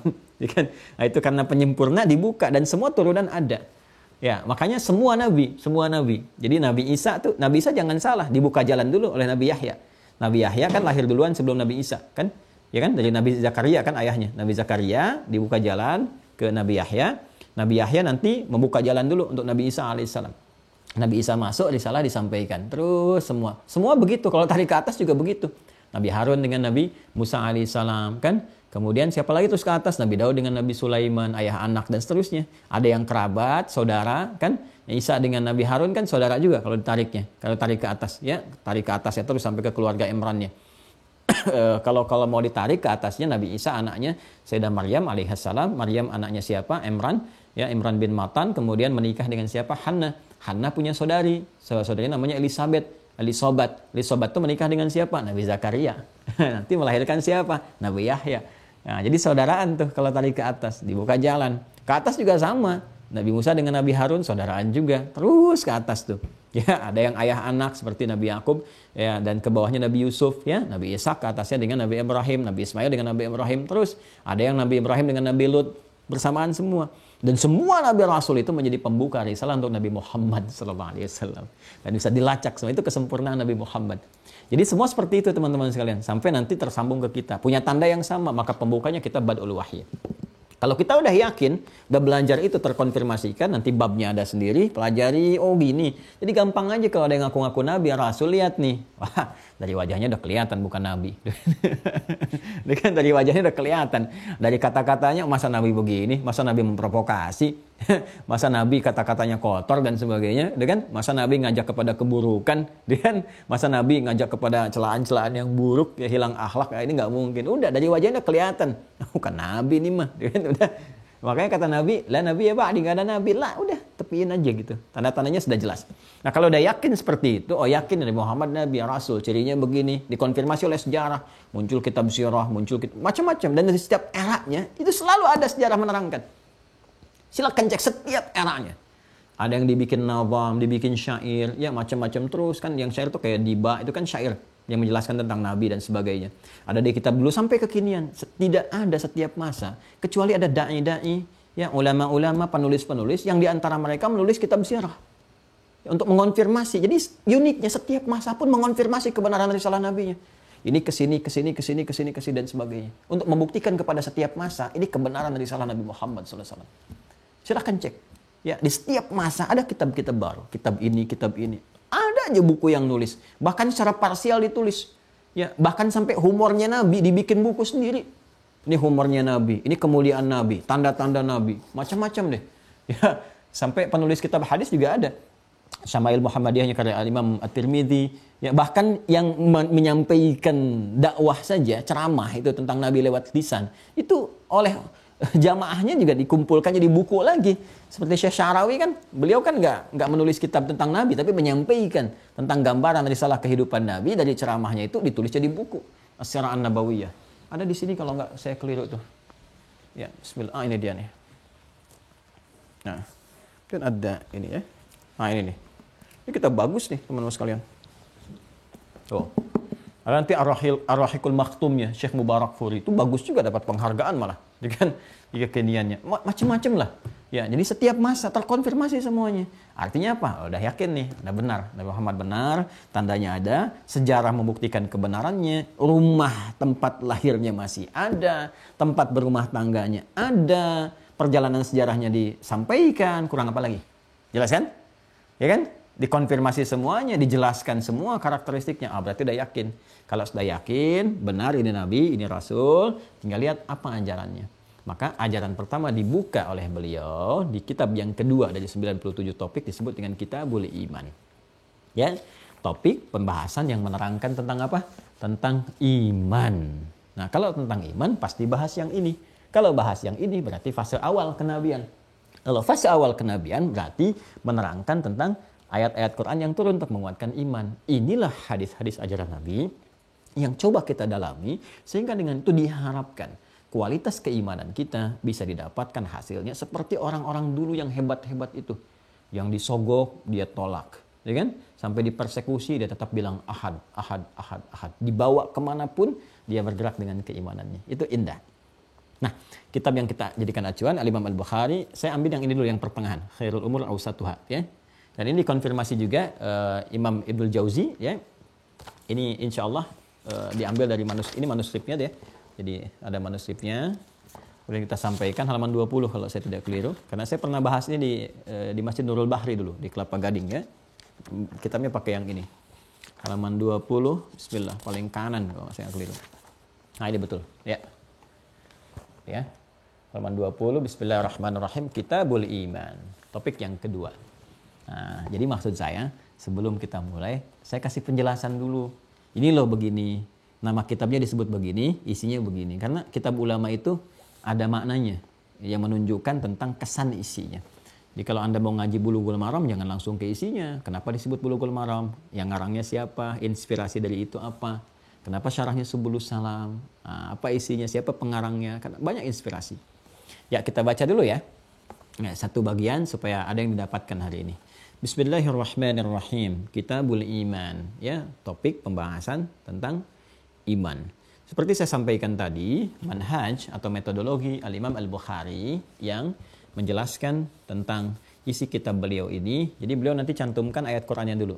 Nah, ini menunjukkan beliau ini luar biasa faqih ya, jenius ya. Ayatnya dulu, ya kan? Nah, menempatkan posisi tertinggi firman Allah Subhanahu wa taala sesuai dengan subtopik-subtopiknya. Setelah itu nanti disampaikan hadisnya. Kalau dibutuhkan keterangan singkat padat, ya. Kadang-kadang nanti dalam hal tertentu dijelaskan qaul sahabatnya, ya, aqwal ulama dari kalangan sahabat tabi'in yang sampai ke masa beliau. Ya, jadi ini mengonfirmasi demikianlah sanad dalam keilmuan. Ya, pertama rujukannya Al-Quran, kemudian hadis-hadis Nabi Sallallahu Alaihi Wasallam, dilihat bagaimana sahabat menjelaskan, setelah itu konfirmasikan kepada tabi'in. Ya jelas. Kalau di tafsir itu jalurnya, belajar dari Nabi ke siapa? Misal ke jalur Ibnu Abbas, ya. Ibnu Abbas nanti punya murid siapa lagi tuh? Ya, kalau yang ngakses ke Ibnu Abbas radhiyallahu taala anhuma. Ya, misalnya dari Ibnu Abbas kan sahabat, ya kan? Nanti masuk ke tabi'innya Imam Mujahid. Imam Mujahid nanti ngaji tuh ke Ibnu Abbas, konfirmasikan semua. Nanti dari Imam Mujahid terus ke bawah. Ya, tabi'in dan seterusnya. Nah, itu terkonfirmasikan. Hadis juga demikian. Ya, jadi nanti kita akan dapatkan beliau mengutip dari sahabat begini, dari tabi'in begini sampai ke masanya beliau. Ini membuktikan satu ketersambungan riwayat. Kitab yang kedua, Thaniyan Kitabul Iman, pembahasan tentang kitab iman. Awalan babu qaulun Nabi sallallahu alaihi wasallam, ya kan? Hadza, itu kan? Hadza ini pembahasan tentang bab. Apa bab yang dimaksud? Titik 2, makanya di situ pakai dhammah kemudian. Qaulun Nabi sallallahu alaihi wasallam. Sabda Nabi sallallahu alaihi wasallam, ya kan? Bunyal Islamu ala khamsin. Topik yang pertama yang akan digali ini adalah tentang pondasi keislaman. Tuh, mengonfirmasi apa yang tadi saya sampaikan. Ya. Kita jawab pertama, babun, ya kan? Bab ini, gitu kan? Akan menjelaskan apa? Qaulun Nabi sallallahu alaihi wasallam adalah tentang sabda Nabi sallallahu alaihi wasallam, bunyal Islamu ala khamsin. Islam dibangun berdasarkan 5 pokok Islam. Itu ya. Tadi sampaikan, yang saya sampaikan itu 5 pokok, 5-nya kan dibagi pada 2 bagian. Ada pokok yang terkait keimanan, ya, ada pokok yang terkait amalan. Teruskan dulu. Wahua, sedangkan Islam itu qaulun wa fi'lun. Nah, qaulun wa fi'lun. Perkataan dan perbuatan, terhimpun dari perkataan dan perbuatan. Yuk, kita terangkan ke sini dulu ya. Kita batasi dulu supaya nggak berpindah. Ini yang pertama pembahasan di Kitabul Iman, mengonfirmasi tentang persoalan iman, kan? Lalu babun, dimulai dengan hadza babun. Yang pertama ini berisi tentang subtopik, kan? Qaulun Nabi sallallahu alaihi wasallam, sabda Nabi sallallahu alaihi wasallam, bunyal Islamu ala khamsin. Islam itu dibangun berdasarkan 5 pokok, ya kan? Ini ada 5 pokok, 5 dasar, 5 rukun. Itu sudah pernah saya terangkan. Ya, 5 rukun ini dibagi pada 2 bagian. Ya kan? Apa 2 bagian itu? Ada bagian iman, ada bagian amal. Ya kan? Ada bagian apa? Iman, ada bagian apa? Amal. Ada bagian akidah, ada bagian syariat. Yang bagian iman pertama kali nanti terkristalisasikan pada syahadatain. Asyhadu an la ilaha illallah wa asyhadu anna Muhammadar Rasulullah. Terhubungnya konektivitas kita dengan Allah Subhanahu wa taala sebagai pengakuan. Yang ini nanti mengonfirmasikan amalan sebagai implementasi dari pengakuan iman ini. Ya, maka diberikan amalan pokok yang ada 4 itu. Ya, apa saja di antara jenisnya? Ada sholat, ada zakat, ada puasa, ada haji. Ya, mencakup umrah di dalamnya. Nanti masing-masing punya turunan. Sholat punya turunan lagi, sunnah, ada jenazah, ada macam-macam, ada rawatib, ada mutlak kan? Di luar yang fardu. Zakat ada turunan lagi, apa diantaranya? Ada infak ya dan turunan-turunan lainnya. Nanti puasa ada turunan lagi selain yang Ramadan. Ada yang sunnah, Senin Kamis, Ayyamul Bid, ya, puasa Al-Muharram dan seterusnya. Nanti haji pun ada turunan ke bawahnya yang kecil, apa itu? Umrah misalnya. Jelas ya? Nah, nanti aspeknya sudah ke sini. Karena keibadah, ini masuk syariat, ilmunya disebut fikih. Ini syahadatain. Syahadatain ini punya pokok lagi. Apa pokoknya? Yang 6 ini. Dikonfirmasi lagi. Ya, bunyal Islamu ala khamsin. Islam itu dibangun atas 5 pokok. Ini dibagi ke dalam 2 bagian. Ini turunannya seperti ini. Seperti saya mudahkan untuk menyampaikan. Dan dahsyatnya ini pun tercakup di nama Nabi Muhammad SAW. Ya, nama yang terkait dengan aspek ini, aspek amalan, praktikal, ya, yang lebih kepada nilai-nilai sosial implementasinya. Kan ini kita beribadah nanti ada dampak sosialnya. Seperti sholat, tanha anil fahsya'i wal munkar. Itu kan tanha anil fahsya'i wal munkar itu sifat sosial nanti. Yang dibawa untuk berinteraksi supaya tidak berbuat keburukan dalam kehidupan. Nama yang melekat pada ini disebut dengan Muhammad namanya. Ya. Tuh. Nama yang melekat kepada ini sifat konektivitas dengan Allah, hablum minallah, disebut dengan Ahmad. Ini disebutkan 1 kali dalam Al-Qur'an, dikonfirmasi di lisan Nabi Isa alaihissalam, Yesus Mesias. Di Quran surah ke-61 As-Saff ayat yang ke-6. Ya, wa mubasysyiran birasuli ya'ti min ba'di ismuhu Ahmad. Beliau memberi kabar gembira akan datang rasul setelah saya, penutup yang sifat ibadahnya begitu tinggi, begitu luar biasa. Ya, apalagi sifat sosial ini sudah diketahui dan Nabi Isa itu memiliki kesamaan di sifat sosial, sifat kasih. Makanya ajakan beliau ajakan kasih, ajarannya ajaran sayang. Nabi Muhammad tinggi. Ya, punya nilai kasih, punya nilai sayang yang sangat luar biasa. Jangankan manusia, hewan tumbuhan demikian. Nah, makanya ada sebagian menduga Nabi Isa Nabi terakhir.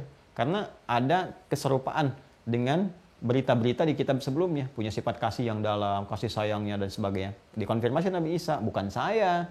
Itu lebih dahsyat lagi. Di aspek apa? Nih, aspek Ahmad.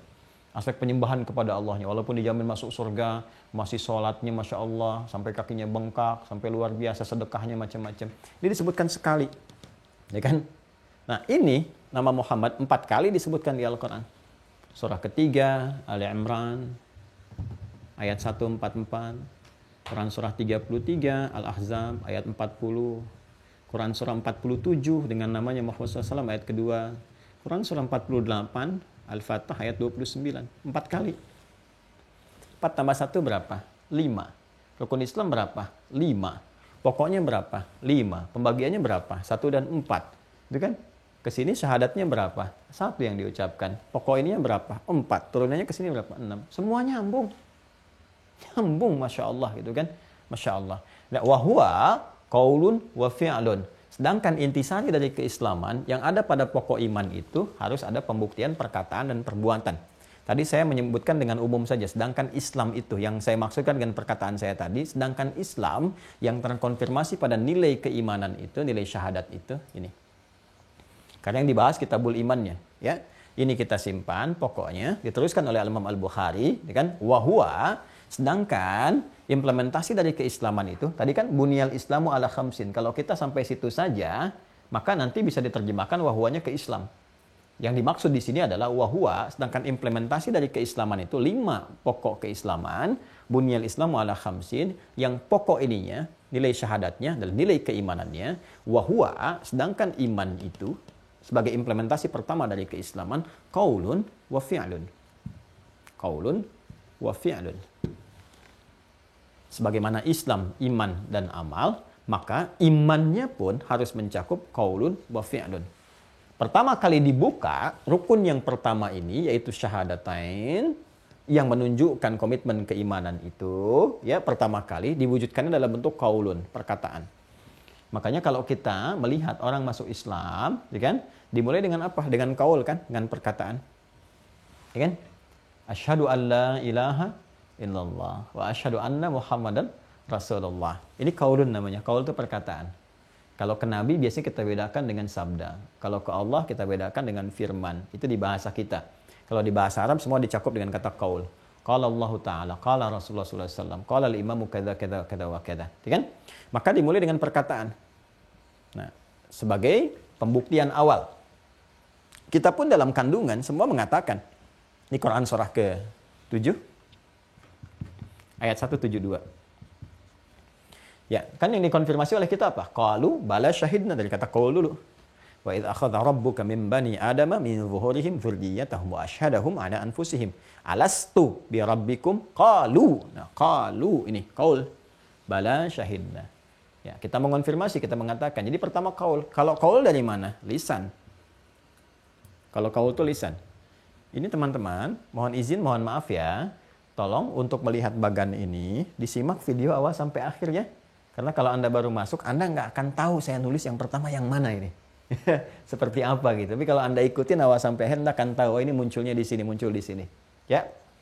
Nah, jadi konfirmasi pertama lewat lisan. Sini teman-teman sekalian. Ini. Konfirmasi di lisan. Nah, lisan ini adalah konfirmasi awal dari keimanan, sedangkan iman ini konfirmasi awal dari pokok keislaman. Makanya kita katakan orang masuk Islam itu bersyahadat, karena pokok yang pertamanya syahadat nih. Jelas ya? Kan? Saya ulang ya. Rukun Islam itu ada 5 pokoknya. Kualifikasi 5 itu dibagi 2, iman dengan amal. Jelas ya? Yang amal pokoknya ada 4, iman itu 1 yaitu syahadatain. Bersyahadat, syahadu an la ilaha illallah, syahadu anna Muhammadar Rasulullah. Yang ini ada 6 pokok. Nah, iman ini terklasifikasikan lagi, pokok ini yang 1 ini pada 2 bagian. 1, pembuktian awal, yaitu lewat qaul, lewat perkataan. Jelas ya? Dikatakan. Karena itu, dikatakan kan pasti lewat lisan. Lisan kita, mulut kita berkata. Apa yang kita katakan? Mengonfirmasi ini, syahadat. Syahadu an la ilaha illallah, syahadu anna Muhammadar Rasulullah. Karena itu, orang yang bersyahadat,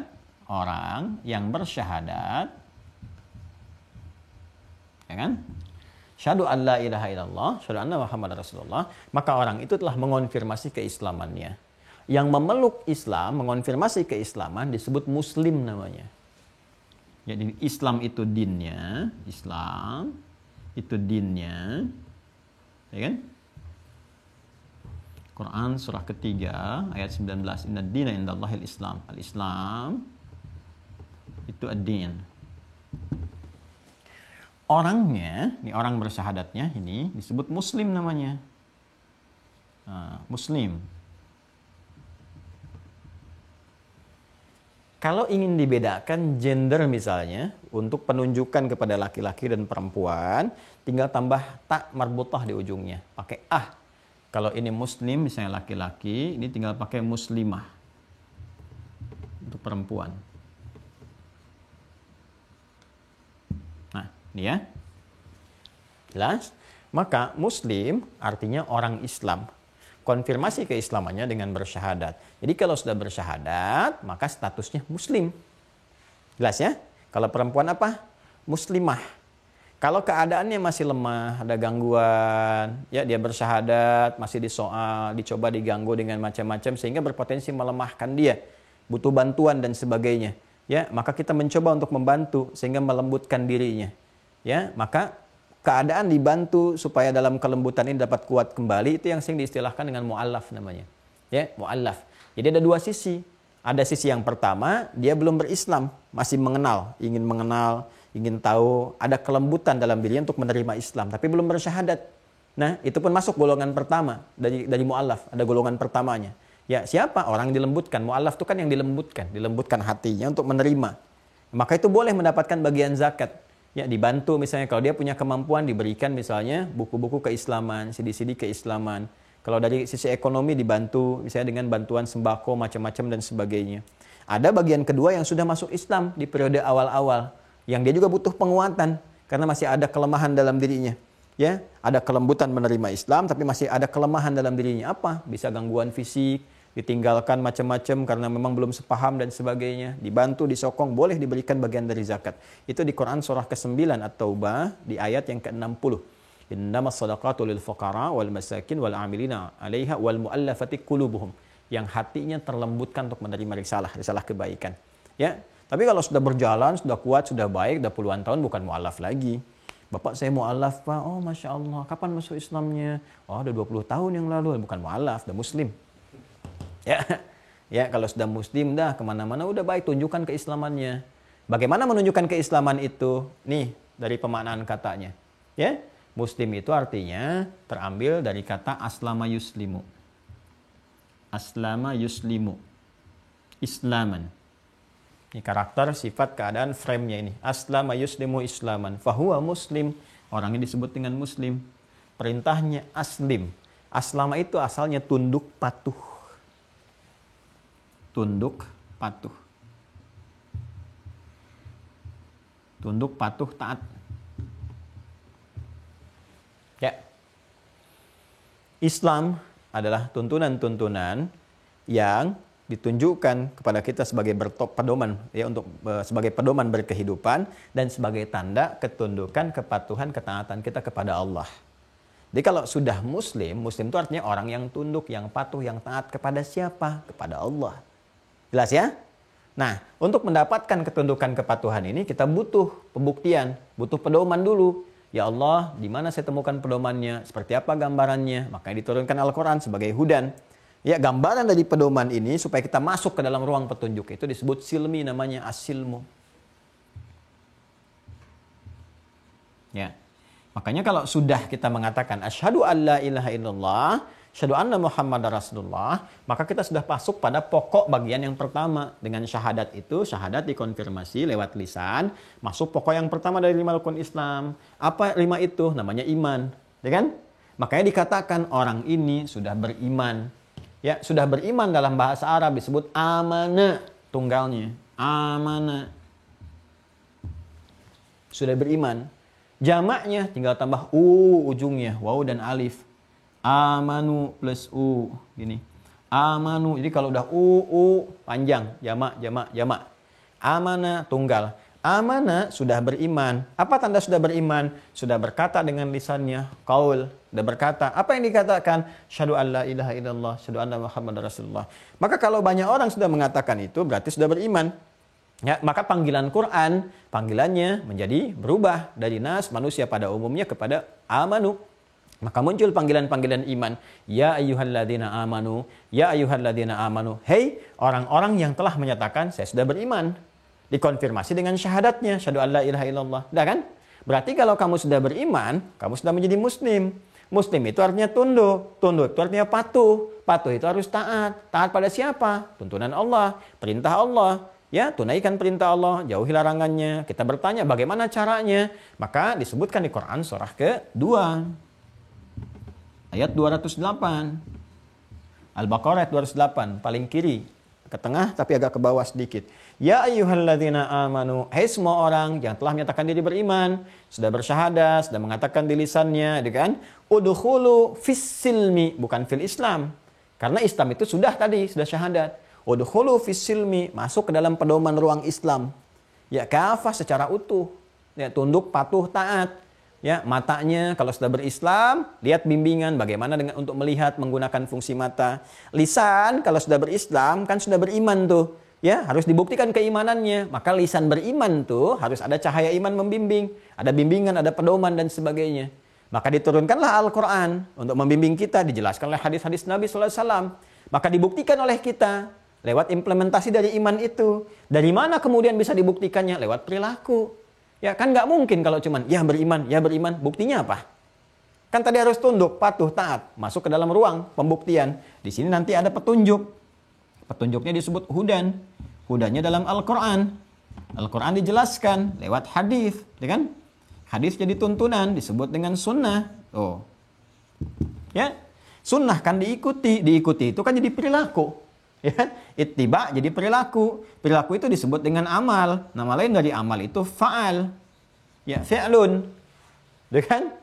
Ya, ini jadi perbuatan mengonfirmasi iman. Karena itu ketika kita mengatakan saya beriman, patuh ya, tunduk ya. Bagaimana patuhnya? Dari ujung kepala sampai ujung kaki. Dari mata, gimana mata melihat? Dikonfirmasi imannya dulu, disebutkan iman. Quran surah ke-24. An-Nur ayat 30, qul lil mu'minina, katakan pada orang-orang yang sudah beriman, yaghuddu min absarihim. Ini imannya membimbing dia, palingkan dari yang tidak bagus. Kualifikasi yang tidak bagus tuh ini, palingkan. Yang bagus silahkan lihat, yang menguatkan iman. Sampai ke ujung kaki, ini ada panduan. Ya kan? Nah, karena ini ada panduan, mesti ada pembuktian dari komitmen ini. Pembuktiannya lewat apa? Lewat perbuatan, fi'lun, amalun. Ini yang akan dicatat untuk pembuktian iman kita sampai kembali kepada Allah. Karena itu di Al-Quran dikatakan, فَمَنْ يَعْمَلْ مِثْقَالَ ذَرَّةٍ خَيْرًا يَرَهُ وَمَنْ يَعْمَلْ مِثْقَالَ ذَرَّةٍ شَرًّا يَرَهُ. Dan di sini Al-Imam Al-Bukhari mengatakan, wahwa iman itu komitmennya qaulun wa fi'lun. Nih, balik ke kitab tadi, di halaman 20 tadi. Wahwa, sedangkan implementasi dari keimanan itu qaulun, pertama kali dikatakan, lalu wa fi'lun, dibuktikan lewat perbuatan. Jadi orang beriman itu memang harus ada pembuktian dari keimanannya. Ya, dan pembuktian keimanan lewat perbuatan itu nanti akan diuji lewat apa? Nanti ada ibadah di sini untuk menguji benar nggak beriman.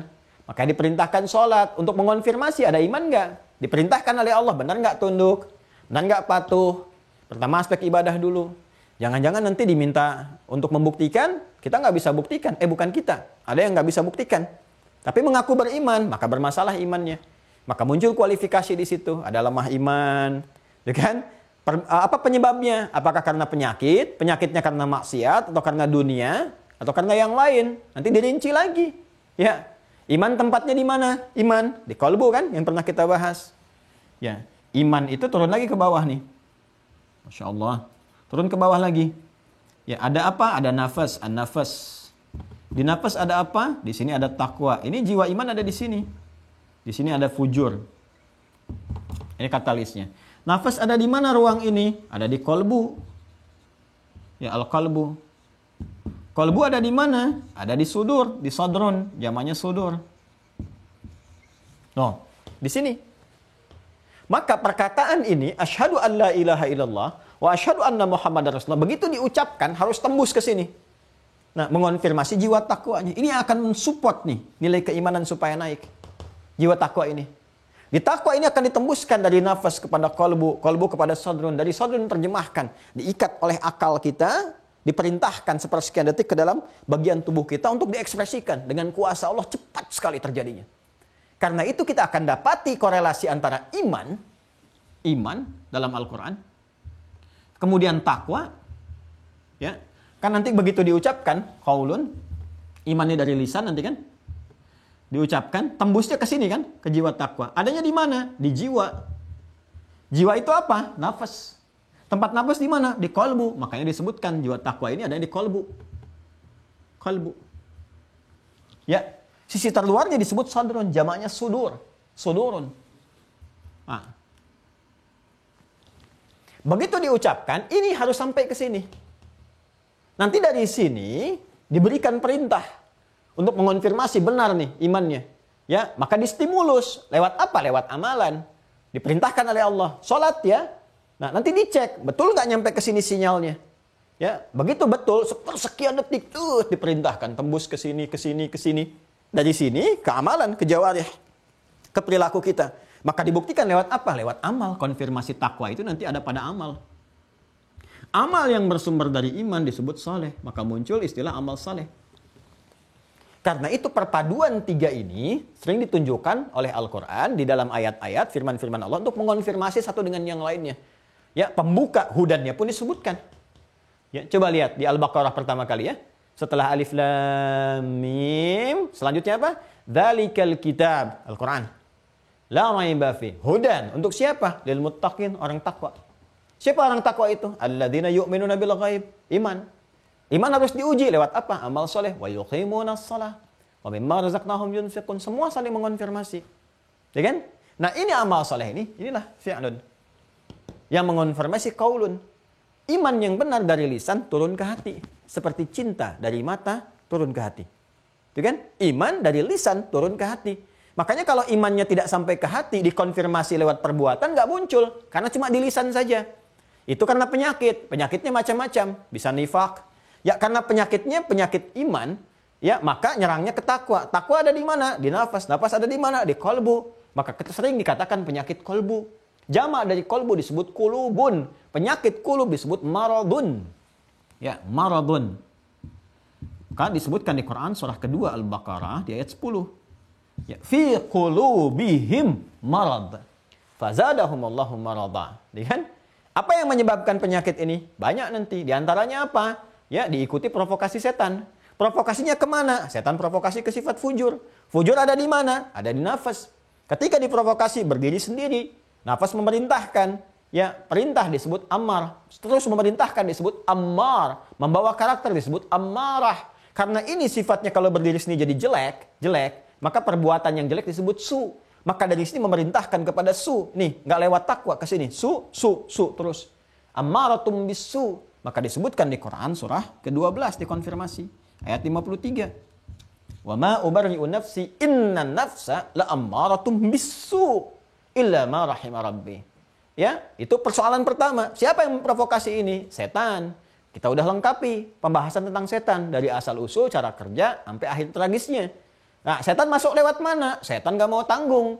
Ya, dia gak mau gagal.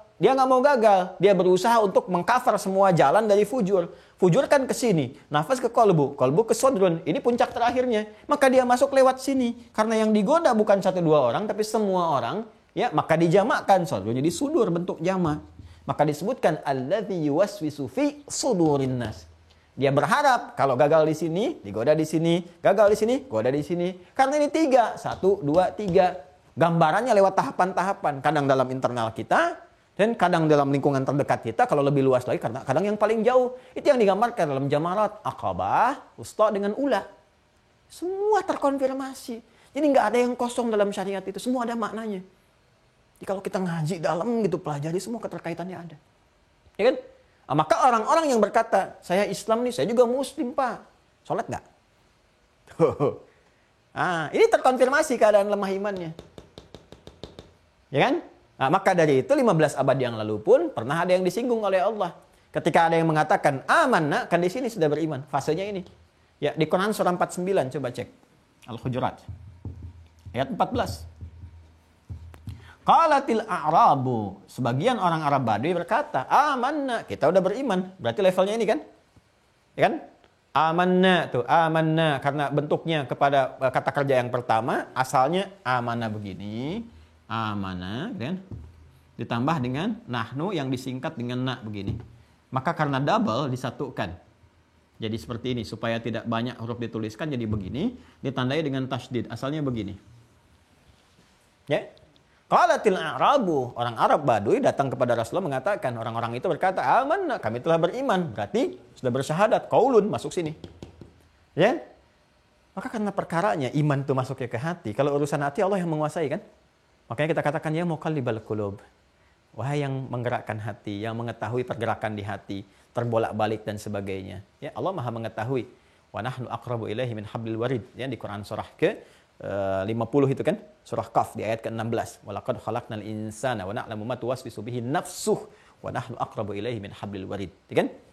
Sangat mengetahui. Karena itu Nabi tidak menghukumi dengan keadaan jiwa, tapi menunggu apa yang Allah sampaikan. Karena itu kita nggak boleh ya menghukumi keadaan hati seseorang terkait dengan keimanan, nggak boleh. Ya, makanya kalau ada seorang menyebutkan misalnya kafir itu akan mencari pemiliknya. Benar nggak? Sampai ke langit. Kalau nggak ditemukan, di bumi nggak ditemukan, kembali kepada yang mengucapkan. Makanya hati-hati dengan klaim-klaim demikian. Kecuali ada tanda-tanda nyata yang disebutkan secara langsung. Menolak syariat, itu kan? Tidak mengakui sholat. Atau kemudian misalnya ya menolak tentang akidah keislaman. Menghalalkan yang haram yang tinggi. Menghalalkan zina macam-macam. Nah itu sudah ada tanda-tanda. Maka hukum-hukum melekat. Ya, maka harus hati-hati. Karena kalau ketidaktahuan dibimbing supaya kembali kepada jalan yang benar. Dia mengatakan amanah. Maka turun ayat mengonfirmasi. Kul lam tu'minu. Katakan Muhammad SAW. Belum benar imannya. Kenapa? Karena kalimat yang ada di lisan itu, qaul, belum mengalir sampai ke qalbu. Sampai ke nafas. Walakin qulu. Tapi katakan. Aslamna. Kami baru mengonfirmasi keislaman. Lewat apa? Lewat qaulun. Walamma yadkhulil imanu fi qulubikum. Sementara iman yang belum masuk ke sini. Bagaimana bisa mengonfirmasi iman sudah di sini? Diuji lewat apa? Lewat fi'lun, lewat amalun. Ya. Karena itu semua pergerakan iman itu ada di sini. Di kalbu, di nafas. Ya. Ini punya amalan. Apa amalannya? Disebut dengan niat namanya. Di sini terletak pada keikhlasan. Ya, kan sudah pernah belajar tentang ikhlas. Ya, di surah Al-Ikhlas itu kan semua ditujukan kepada yang ahad. Ya, qul huwallahu ahad. Jadi orang ikhlas itu yang menepikan segala hal, segala perbuatan, disupport dari sini tujuannya hanya untuk yang ahad saja. Mengarahkan segala pada yang ahad disebut tauhid. Makanya muncul ilmu tauhid ini. Konfirmasi lagi. Ya, jadi ini semua keterkaitan. Ya, di sini disebutkan antara hubungan niat dengan amal. Bentuk jama' dari kata amal itu amal. Hadis Nabi dikonfirmasi. Riwayat pertama di Al-Bukhari ketika di kitab Bad'ul Wahyi, riwayat pertamanya tentang amal. Jamakkan jadi amal. Innamal a'malu binniyat. Innamal a'malu binniyat. Wa innamal likulli imri'in ma nawa. Ini supportnya nanti yang akan mengarahkan kepada amalan. Jadi muncul amal pun belum tentu dianggap benar. Harus dicek dulu. Benar nggak sumbernya dari sini, dari iman. Terus dari iman tuh dari jiwa takwa enggak? Nih. Takwanya ada kecampuran fujur enggak? Kalau kecampuran belum ikhlas namanya. Apa diantaranya yang seharusnya tawadu muncul ria. Betul beramal, ngasih begini, amalnya keluar. Ya, Jumatan kan mau Jumat nih sekarang, ada kotak infak lewat. Ya, 1, 2, 3, masukin 100 ribu, 50 ribu, lihat nih. Wah, paling tinggi 100 ribu. Saya $100. Bagus mau dimasukin, tapi sebelum masuk begini dulu nih. Kanan, duduk kanan. Gini caranya nih, ke belakang gini. Masukin, kan? Nah, itu bercampur dengan ini. Ketika bercampur jadi persoalan, ya, ingin sesuatu yang merusak dan mengganggu. Kelihatannya benar, sesuatu yang nikmat, tapi melahirkan gangguan, adza. Ya, sesuatu yang merasakan kenyamanan, al-mannu wal adza. Ya, maka batal amalannya karena terkonfirmasi ada gangguan-gangguan di dalamnya. Ya, kotor lagi. Maka turun Quran surah kedua Al-Baqarah ayat 264. Ya ayyuhalladzina amanu la tubtilu sadaqatikum bil manni wal adza kalladzi yunfiqu malahu ria'an nas. Ini nih jelas. Ada faktor nifak, gangguan setan, lingkungan macam-macam. Ini teman-teman sekalian. Jadi intinya apa? Intinya kita ingin mengonfirmasi keterangan Al-Imam Al-Bukhari yang menyampaikan di kitab iman itu kalau pengen menunjukkan iman kita kuat, kualitasnya ingin mendekati di era-era Nabi dengan fatrah ini, di masa ini, maka kita harus menjaga dua hal ini konsistensinya. Perkataan itu harus tembus kepada hati ini. Sehingga muncul kualitas amalan. Karena untuk disebut Islam yang utuh itu mesti ada qaulun wa fi'lun, imanun wa amalun. Dibuktikan perkataan pertama kali dikonfirmasi oleh perbuatan. Kita balik bertanya pada Imam Al-Bukhari, kan? Bagaimana ini menjaga ini semua, membuktikan itu? Ada nggak petunjuknya supaya konsisten, supaya masuk ke dalam hati? Kadang-kadang ya itu dia suka naik turun. Ya, kayak eskalator gitu. Kayak lift. Naik turun, naik turun, naik turun. Kan bahkan kadang kayak ada roller coaster gitu. Udah naiknya lambat, turunnya cepat. Naiknya lambat, berangkat latihan tahajud gitu, tapi turunnya tiba-tiba cepat. Ya, gagal dalam pekerjaan sekali udah hilang tahajudnya. Padahal awal-awal tahajud. Mau ujian, Masya Allah, tahajud. Udah dikasih wisuda, lupa. Dibawa mabok. Kan diajak lingkungan macam-macam. Padahal awalnya tahajud, puasa. Kenapa ujungnya jadi maksiat? Kayak roller coaster kan.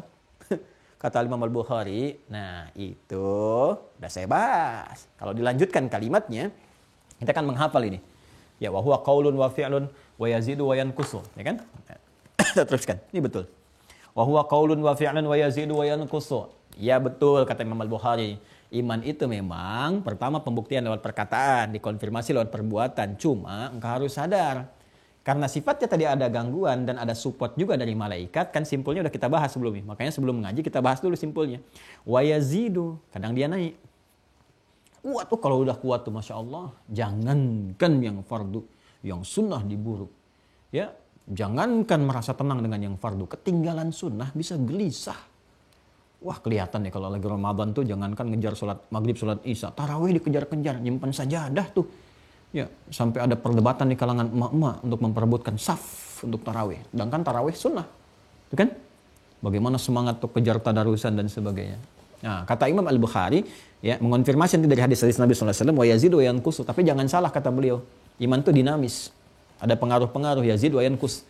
Kadang naik, kadang turun. Kadang kuat, kadang lemah. Yazid itu naik, tambah, yanqus turun.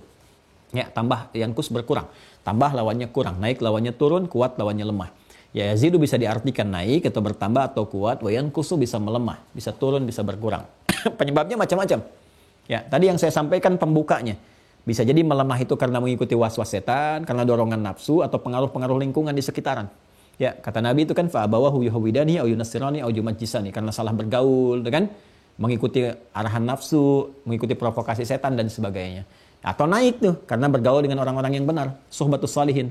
Bergaul dengan orang-orang saleh, ya. Makanya Al-Imam An-Nawawi ngarang kitab Al-Imam An-Nawawi Riyadhus Shalihin, taman orang-orang saleh itu. Ya, kurang lebih 1896 hadis kurang lebih yang ada di situ. Ya, setelah Al-Arba'in 42 hadis untuk pokok-pokoknya. Nah, jadi teruskan. Nah, tadi saya sampaikan, kita balik bertanya, ya Imam Al-Bukhari, sampaikan informasi kepada kami. Gimana caranya kita? Ada nggak petunjuk dari Nabi SAW cara naikin supaya stabil imannya kuat, ya kan? Kemudian kita jaga supaya nggak turun, supaya nggak melemah. Maka diteruskan oleh beliau. Konfirmasi dari hadis Nabi SAW sebelumnya adalah ayat-ayat Al-Quran dulu. Maka tadi saya sampaikan manhaj beliau, sampaikan ayat Qurannya. Teruskan. Qala Allah Ta'ala. Baik ya, Allah Subhanahu Wa Ta'ala berfirman. Memberikan gambaran kepada kita di surah Al-Fatah. Ya, surah ke-48 ayat yang keempat. Liyazdadu imanan ma'a imanihim. Ya, supaya kami tambahkan terus keimanan-keimanan mereka. Jadi ada isyarat dalam Al-Quran, amalan-amalan yang terus menguatkan iman. menambah iman. Supaya nanti dengan iman bertambah itu ada tipsnya. Ya, ada petunjuk-petunjuknya. Ini isyarat dulu yang beliau sampaikan. Juga teruskan wazidnahum huda. Kami tambahkan dengan iman itu hudan, petunjuk, itu terkonfirmasi itu. Jalur yang tadi itu.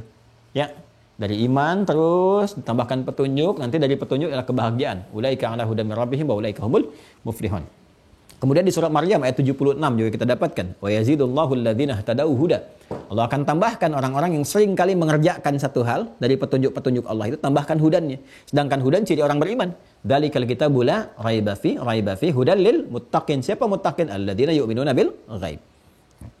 Kemudian juga Quran surah Muhammad SAW. Ya, surah 47 ayat ke-17. Walladzina ihtadau zadahum hudaw wa atahum taqwahum. Kemudian Quran surah wa qauluhu Wa yazdadal ladzina amanu imana. Al-Mudaththir ayat 35. Ya, juga wa qauluhu di At-Taubah ayat 124. Ayyukum zadatu hadhihi imana. Ya. Fa ammal ladzina amanu fazadathum imana. Wa qauluhu jalla dzikruhu, dan juga firman Allah Subhanahu wa taala Ali Imran ayat 173. Fakhshawhum fazadahum imana. Wa qauluhu ta'ala, dan firman Allah Subhanahu wa taala Al-Ahzab ayat 22. Wa ma zadahum illa imanan wa taslima. Ya, kalau mau kita tambahkan lagi, ya belum dicantumkan di sini, misalnya Quran surah ke-8 Al-Anfal. Ya, di ayat keberapa? Ayat kedua. Innamal mu'minuna alladzina ya idza dzukirallahu wajilat qulubuhum wa idza tuliyat 'alaihim ayatuhu zadatuhum imana wa 'ala rabbihim yatawakkalun. Semua ayat-ayat yang disebutkan ini, dicantumkan di kitab ini, ingin mengonfirmasi petunjuk pertama dari Al-Quran dulu. Ini manhaj Al-Imam Al-Bukhari. Ini Al-Quran dulu nih. Kalau Anda bertanya bagaimana cara menguatkan iman, ini ada isyaratnya di Al-Quran dulu nih. Ya, nih Allah memberikan clue, ya isyarat kunci-kunci dari sini supaya imannya ditambah, dikuatkan, sehingga dengan kuat iman dapat petunjuk. Dengan dapat petunjuk amal meningkat. Dengan amal meningkat dapat petunjuk, kebahagiaan diraih. Ulaika ala hudam mir rabbihim wa ulaika humul muflihun. Kalimat ini kan muncul setelah ada amalan. Itu kan ayat kelima. Ayat 4 dan 3-nya kan amalan. Alladzina yu'minuna bil ghaib, konfirmasi iman. Wa yuqimunas shalah, amal. Wa mimma razaqnahum yunfiqun, amal. Walladzina yu'minuna bima unzila ilaik, konfirmasi iman dan amal sekaligus, ya kan? Wa ma unzila min qablik wa bil akhirati hum yuqinun. Setelah itu semua apa? Ulaika ala hudam mir rabbihim. Setelah itu wa ulaika humul muflihun. Semua keterkaitan. Allahu akbar. Coba saya itu seringkali suka merenung juga dan bermohon kepada Allah itu, ya kurang detil apa lagi gitu ya dalam Islam itu, pembuktiannya butuh apa lagi, semua terkonfirmasikan, la ilaha illallah itu ya, la ilaha illallah, terkonfirmasi semua, dari ilmu, dari wahyu, dari hadis, dari semuanya, dari pembuktian, jadi nyata semua gitu, makanya kadang-kadang suka bingung ya, kurang apa lagi itu jelasnya Islam itu, hanya tinggal membuka hati kita, komparasikan, ikutin, ya kan, jadi pribadi muslim yang baik dan sebagainya. Nah ini jadi dimulai dengan ayat dulu, dengan ayat nih. Anda bisa dapatkan penambahan iman, dapat petunjuk, dapat iman, dapat petunjuk. Ini tadi dibacakan ayat-ayatnya. Kalau saya terlampau cepat karena waktu sebentar lagi berakhir, diputar kembali videonya ya, nanti cek kembali di mushafnya. Kemudian kalau semua iman itu didapatkan, maka ada konfirmasi dari jiwa takwa kita yang memberikan dorongan agar semua diarahkan pada kepentingan yang ahad. Tujuannya untuk yang ahad. Yang ahad itu siapa? Allah. Qul huwallahu ahad. Semua yang diarahkan untuk qul huwallahu ahad, untuk ahad disebut tauhid namanya. Maka semua yang bersumber dari rasa, dari jiwa kita. Dari jiwa itu kan muncul rasa. Rasa cinta, rasa tidak suka, kan cinta lawannya benci, kan? Jadi kalau mencintai pun nanti muncul lewat perilaku kan? Dan cinta itu kan dari rasa kan ditembuskan kepada perilaku untuk bersikap, menunjukkan ekspresi cintanya. Ya, senyum dengan cinta, menatap dengan tatapan kebaikan-kebaikan, berjalan dengan rasa kasih dan sebagainya. Itu hubbun namanya. Ya, mahabbah. Untuk membenci juga lawannya benci. Nggak suka, mata bisa melotot, berpaling, macam-macam. Itu kan ekspresi benci. Nah, kalau bersumber dari iman, maka semua tadi petunjuk kalau dikerjakan, kata Imam Al-Bukhari teruskan, wal hubbu fillahi wal bughdhu fillahi minal iman. Nih.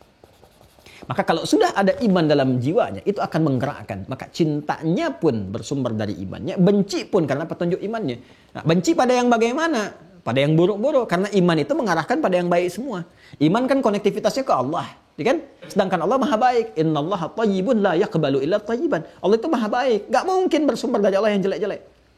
Ya, menipu gak mungkin bersumber dari Allah. Ya, bikin hoax gak mungkin bersumber dari Allah. Korupsi gak mungkin bersumber dari Allah. Semua baik-baik. Karena Allah memberikan cahaya, Allah kan nurun ala nur. Memberikan cahaya kepada apa? Kepada iman. Nuruhum yas'a baina aydihim wa bi aymanihim. Karena cahaya ilahi itu disampaikan kepada jiwa iman, makanya iman memerintahkan kepada kebaikan. Ya, dari kebaikan muncul pada arahan yang baik-baik, cinta pada kebaikan. Jadi kalau ada benci pun dari iman, membencinya kepada yang tidak baik, lawan dari baik. Membenci yang hoax, membenci sifat-sifat buruk, ya zina, fahsya, mungkar, akumulasinya itu. Jadi kalau benci karena iman, pasti bencinya pada yang jelek. Nggak suka gitu kan. Dengan apa? Dengan gibah, dengan fitnah, dengan celaan, dengan perpecahan, dengan keburukan, dengan pencurian, pembunuhan, perzinahan, mabuk-mabukan. Nah itu cahaya iman. Dan karena dari iman, ada porsi untuk menyikapi proporsional. Ya, jadi nggak berlebihan. Benci tidak berlebihan, cinta nggak berlebihan, tapi diatur porsinya sesuai dengan kadarnya. Itulah indahnya. Nah, sekarang bagaimana untuk memenuhi semua itu supaya kita mengetahuinya dengan baik? Ya, mendalami ayat-ayat tadi, membaca clue-nya dan sebagainya sehingga melahirkan sikap-sikap tadi. Mesti lihat hadis. Ya, karena itu berlanjut kita ingin bacakan hadisnya. Ya, hadisnya dari siapa? Harus jelas siapa yang menyampaikannya. Ya, siapa informasi yang bisa didapatkan, dilacak dari siapa. Nah, karena itu kita lanjutkan nanti di pertemuan berikutnya karena waktunya udah habis untuk hari ini. Ya, alhamdulillah ya. Tolong sabar ya teman-teman, sabar dikit. Ya. Jadi apa yang guru-guru kami pernah ajarkan supaya jadi pahala jariah juga untuk beliau. Jadi kadang-kadang saya sambungkan ke tata bahasa. Jadi guru-guru yang mengajarkan saya bahasa Arab tuh alhamdulillah insyaallah mudah-mudahan dapat pahalanya juga. Yang ngajarin nahwu, saraf, kan balaghah, macam-macam arud dan seterusnya. Ada guru-guru kami tuh. Ya, Masya Allah Ustaz Budairi yang mengajarkan arud, itu kan. Ada ustaz-ustaz yang lain, Ustaz Aun yang mengajarkan saraf waktu di Tripoli itu. Kemudian ada balaghah, Syekh Abdul Latif Asy-Syuairif ya. Kemudian nahwu, kalau nahwu banyak Ustaz Srina gitu kan. Kemudian yang lain-lainnya Masya Allah gitu. Jadi terbayang kalau saya sedang menyampaikan itu, bahas ini terbayang guru-guru kita itu. Nah, jadi kita pun bermohon saat bersamaan, meskipun lewat suara hati kita, ya Allah rahmati guru-guru kami. Ya, dari yang sebelumnya, dari TK, dari SD, dari rumah orang tua, sampai semua dapat keberkahannya. Jadi mohon izin kalau saya mengajar, agak dalam sedikit misalnya untuk memahami ke sini, mudah bagi saya untuk bacain hadis saja gampang. Ya, tapi kami menginginkan ada keberkahan dari ilmu yang telah Allah titipkan. Jadi dari yang ngajarkan ini kita sampaikan. Dan alhamdulillah insya Allah kalau sepanjang yang saya rasakan menerima pengajaran dari guru-guru seperti ini, jadi mengakar gitu. Kita tahu ke sini alurnya. Dan rasanya berbeda ya, ke dalam jiwa kita rasanya akan berbeda dibandingkan kita langsung baca ngaji begini langsung bagus, nggak ada masalah, semua ada porsinya. Jadi kalau teman-teman ingin langsung kan ada ustadz-ustadz lain juga yang baik-baik, bagus, Masya Allah nerangkannya ini ke sini, kan mungkin porsinya beda-beda. Ada yang langsung ngaji hadisnya, ada yang berkisah, ya semua mengajarkan apa yang didapatkannya. Kalau dapat ngaji kitab ini dari guru ini ya beliau akan sampaikan begitu dan pasti akan menghormati gurunya juga. Silahkan cek deh kalau mau ngajar itu. Kadang-kadang beliau berdoa untuk gurunya dulu dan sebagainya, nyambungkan ke atasnya dan seterusnya. Ya, prinsipnya adalah menebarkan kebaikan-kebaikan, ketentraman yang kiranya bisa didapatkan. Sehingga tadi kalau kita mau sempurnakan Islam, Muslim, Silmi, dapat apa kalau diajarkan semua itu? Dapat salam. Makanya semua mengonfirmasi tentang salam. Ya, siapa misalnya Nabi Yahya mengonfirmasi wassalamun alaihi yauma wulida wa yauma yamutu wa yauma yub'atsu hayya. Nabi Isa mengonfirmasi wassalamun alayya yauma wulidtu wa yauma amutu wa yauma ub'atsu hayya. Nabi Muhammad mengonfirmasi lebih dalam lagi, bahkan dikonfirmasi nabi-nabi sebelumnya karena risalah pun yang dibawa dengan namanya Islam. Satu-satunya nabi rasul yang nama risalahnya langsung Islam. Ya, makanya Islam untuk mengonfirmasi kebenaran yang sebelumnya. Ini yang dibawa dari mulai Nabi Adam, Nabi Nuh, rasul pertama, terus Nabi Adam kan nabi pertama, Nuh rasul pertama, terus sampai ke Nabi Muhammad. Nah, uniknya Nabi Muhammad langsung namanya Islam, yang mencakup ke semuanya. Kalau dulu kan syariatnya Musa, syariatnya Isa alaihissalam, syariatnya Daud, Sulaiman, ya suhubnya Ibrahim. Begitu Nabi Muhammad, Islam semua. Baik mencakup imannya dan syariatnya, akidah dan syariatnya semua. Jadi menunjukkan konfirmasi keseluruhannya, tercakup. Bahwa semua yang dibawa para nabi, rasul terkonfirmasikan di sini semuanya. Dan itu bisa diriset, dibuktikan. Kitabnya aja banyak tuh. Ya. Saya kadang-kadang suka ingin mencoba gitu mengkomparasikan. Ya kalau di keyakinan lain kita menghormati, semua menghormati. Cuma kan untuk menguatkan keyakinan kita coba cek. Ada nggak kitab-kitab kayak gini gitu? Di hampir semua bidang disiplin ilmunya.